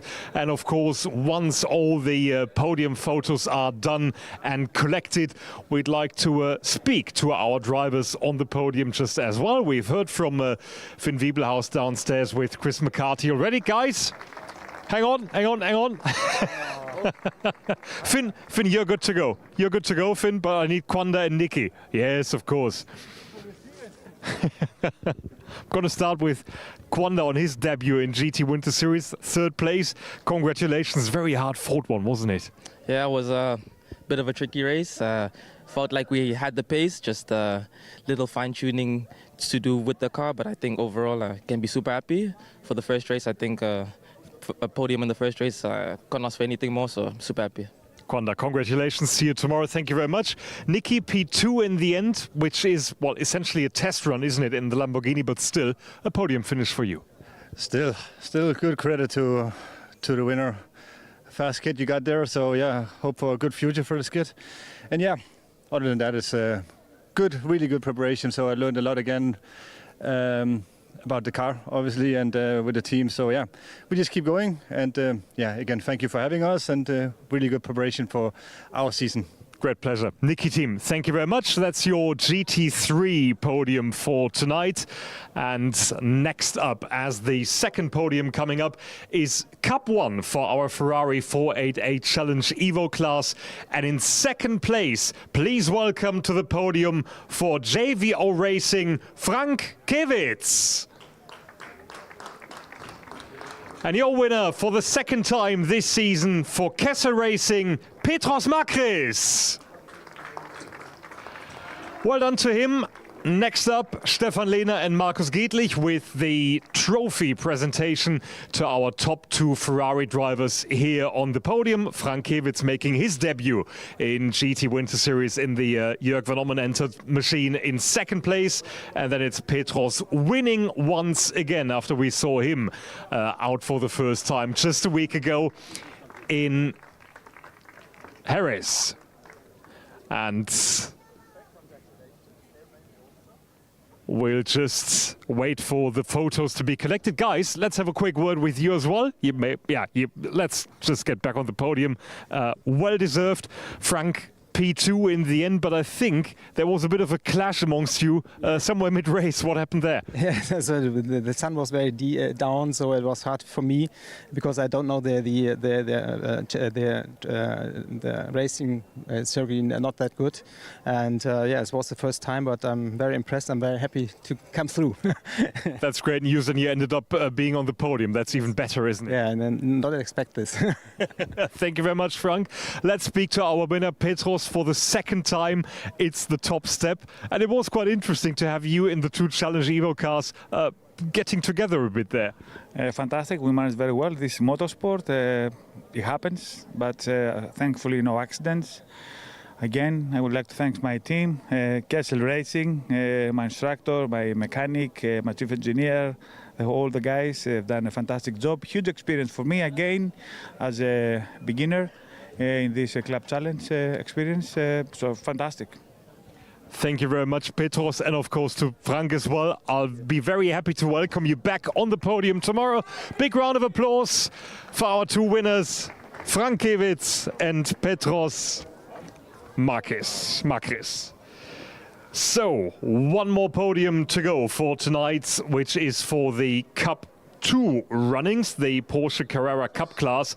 And let's welcome in third place to the podium for Plusline Racing Team, Joachim Bölting. In second place for Raka Motorsports, Leandro Martins. And here is your winner for PTT Racing, Hubert Dametko. Well done, guys. And once again, it's Sergio Fonseca alongside Stefan Lehner and Markus Gedlich to present the trophies to our 3 Cup 2 finishers, podium finishers I should say, with Hubert Dametko finishing in first place. And of course, he's been fighting with some of the GT3 cars just as well. So let's hear from Hubert in just a second. Of course, we'll wait for our photographers, still hard at work after a long day here in Valencia. Tomorrow is going to be even longer, of course, and everything's going to be live just as well in our streaming coverage. So more to come tomorrow. But first of all, let's speak to our top 3 guys. I still need you on the podium. Let's all get back, please, please. Leandro obviously leaving because he's not too comfy with the interviews, but that's all right. Speaking to Hubert, first of all, I was already mentioning it on the PA. Very interesting that you not only led Cup 2 class, but you were also fighting against some of the GT3 Ferraris, which is never easy, is it? Yes, it's extremely easy because the Ferrari is much quicker on turns because of the aerodynamics. But you know, I had great setup of the car thanks to my team PTT Racing. They did great job, so that was the effect. Hubert, thank you very much. Good to see you again tomorrow. Joachim, how was your day today here in Valencia? It was a heavy day. It was hot, not like in winter time in Germany. It seems like summer in Germany, the temperatures here. But it was great, was okay. The car was very well done by the team, and I'm looking for tomorrow. Congrats to the podium. We'll see you back tomorrow. Thank you. Have a nice evening. You too. Thank you very much, Joachim. Joachim Belting there, your 3rd place driver in Cup 2 class. So that is the last podium of the day done and dusted. Downstairs in the pits, in a very crowded pit lane here in Valencia, I can see Chris McCarthy and Adam Reller ready to round up the day for you. Welcome down to the pit lane. We've just had podium celebrations up there with Lucas, and joining me as ever after the podium celebrations, after a full afternoon of commentary, is our commentator Adam Weller. Adam, great to have you down. A great way to start the weekend and our 4th event overall. How have you found the event so far? We've got our GT cars in the background just being rolled in. Great race to end off. I think great races to kick off the round overall. We knew there was going to be a crescendo today when we got those big GT3 cars. We had 3 of them in Jerez. That's grown to 11 this time. And the caliber of drivers there is absolutely incredible. Of course, Formula One Series is what it is at this point. 38 youngsters all vying to be the next Kasper Stuka story from FWS. The TCRs are always good fun as well, especially with their increased grid. And yeah, GT4 is also a great story there with Mikey Porter and the soon-to-be Tattoo. So good stories all day. Kind of Macarena doing a great job defending there at the end, wasn't he? Yeah, Kwanda was telling me earlier on that his little goat symbol on his helmet is actually a ram, or umbusi as it's called in his native language. But he didn't need to do any of that there. He just defended for his life, did a great job against Mikael Kapfinger, and he'll be very happy. He nearly had the guys upstairs dancing and back in production as well, the way you were saying it all the time as well. Great job to Kwanda Macarena. Jump in, Lucas. Oh, there we go. I think that's our winning car. Jumping in, Finn Wiebelhaus doing a fantastic job, jumping straight in. 3 wins in 4 races. He's always been on the podium every single race as well, Lucas. Fantastic weather. I don't know how you have a coat on, to be honest. What an afternoon it's been. What an afternoon it's been. Some surprises, I'd say. Weather has been absolutely outstanding, which is one of our favorite parts, isn't it, about GT Winter Series. However, there has been some bad luck over the course of the last few weekends, so we're perfectly comfy today. Right, guys, let's quickly talk about, before we go to Formula Winter Series, what we'll wrap on, let's talk about Mikey Porter. You mentioned it very briefly there. The fact that James Smith now has to get a tattoo. If you're Mikey Porter, what do you go for? Because Mikey Porter, if you weren't with us, now he's got his first GT4 win. His manager, James Smith, has to get a tattoo of Mikey's choice. If you're Mikey, what are you going to go for? What do you think he's going to go for? With Mikey, I dread to think, but I thought managers were meant to be in charge of the negotiations and stuff, and they said that he's gone down from a British GT title win for a tattoo to a GT4 Winter Series race win for a tattoo. Goodness me, that's a bit of a drop, isn't it? But obviously, I mean, the entire Fossetti team have been delighted with Mikey's performance as the races have gone on. He and James and Jamie, everyone at the team, Joe Holloway, they deserve to get those successes, and yeah, they increase their championship lead. What do you think? What do you think he's going to go for? The trouble is I'm that sort of person who would just back out and say, well, okay, you've lost the bet. Just buy me a couple of drinks and you're good to go, free. So I'm the wrong person to come up with any ideas. I'm just curious how mad it's going to be in terms of motive and body part as well, to be honest. Yeah, great to have... I've come up with a less crazy suggestion. Since Fossetti are based at Snetterton, maybe just the Snetterton map, somewhere like the shoulder that won't get him, you know, banned from any establishments. It'd be good. Isn't that a bit, you know, you walk into a tattoo shop, maybe even in Valencia, and say, well, can you do the Snetterton track layout? It's a bit like having one of these Chinese signs on your... I'm not sure. I tell you, it's going to happen. Mikey was, you know, he was leaning over the podium like, it's going to happen. It is going to happen, I'm telling you that. So we will show it when he turns up with the tattoo next time, probably at Aragon. Great story in TCR Spain. Very quickly before we go to Formula Winter Series, Eric Genet jumped out. His father, Jordi Genet, was here as well. What a fantastic story. You mentioned in commentary as well that his father won here in World Touring Cars. Now he's won here as well.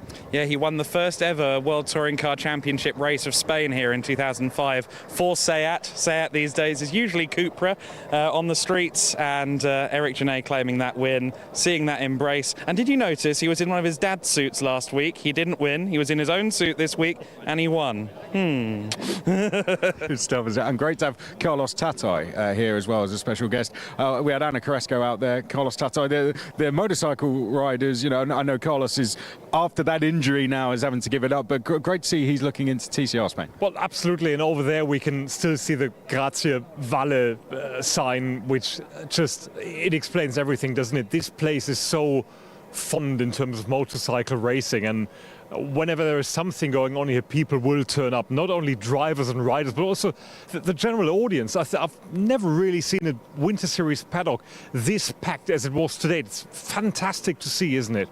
And on behalf of all the Giedlick Racing team, Alpha Live as well, we wish Carlos all the best in the rest of his recovery and in his road to getting back in racing as well this time. Of course, he's going to look into TCR Spain. Okay, let's end with, there it is, Formula Winter Series next. A lively first race to kick us off. Adam, I'll start with yourself. What did we think of the first race? 38 cars out there again. We did have a couple of interruptions. It did end a little bit early. What were your thoughts overall? Firstly, I'll apologise to Mikael Pedersen because I said he had 2 offs, and that's not possible. Macedo also had an off in the other DriveX car. But yeah, I mean, incredible. The last corner here at Valencia is known as the Adrian Campos corner. It was a Campos car that won with Andres Cardenas. That's quite fitting. And yeah, Cardenas, I said he might be a favourite, and he's proving me right. Keep going, my friend. And these karting stars are jumping in fast. The likes of Nathan Ty coming in straight into the top 10 in qualifying as well, which of course was made up from those practice results yesterday. I mean, we've got some really big stars in this grid, haven't we? It is impressive. We always have some of the rookie drivers, even on the overall podium or somewhere in top 5 or top 10, which is very nice to see. Of course, for us and for the spectators, it's always a bit frustrating to have an interrupted race with safety cars and a red flag in the end. It's always unfortunate, but it's also something very important to learn for the drivers, how to behave under safety car conditions, how to behave under red flag, because there are certain things you always need to go through when this happens. And although it's not as entertaining as we would like it to be, it's still very important for these young lads, isn't it? Very, very important. Well, that brings an end to day 1 of GT Winter Series here of Valencia. I'm going to end, and he doesn't know I'm doing this on behalf of everyone here at Giedlick Racing and Alpha Live, by wishing a very happy birthday, 25th happy birthday to our director, Rob Rowley, who is probably going to be in my ear now I'm doing this, because he doesn't know that I'm doing this. We did celebrate with him a little bit earlier. Rob, who directs this by Day himself, puts all the pictures together for you with all the cameramen that are around this circuit. Does a fantastic job with it. So Rob, happy birthday from all of this. Of course, with James as well. We don't forget about you doing the graphics. But Rob, very happy birthday. 25 today. And we hope you enjoy the rest of the day celebrating as well. Don't celebrate too hard because we're back bright and early tomorrow for a full day of racing. Make sure you tune in for all the action. Day 2 here at Valencia. It's going to be an absolutely cracking day from all of us here. For now, it's goodbye.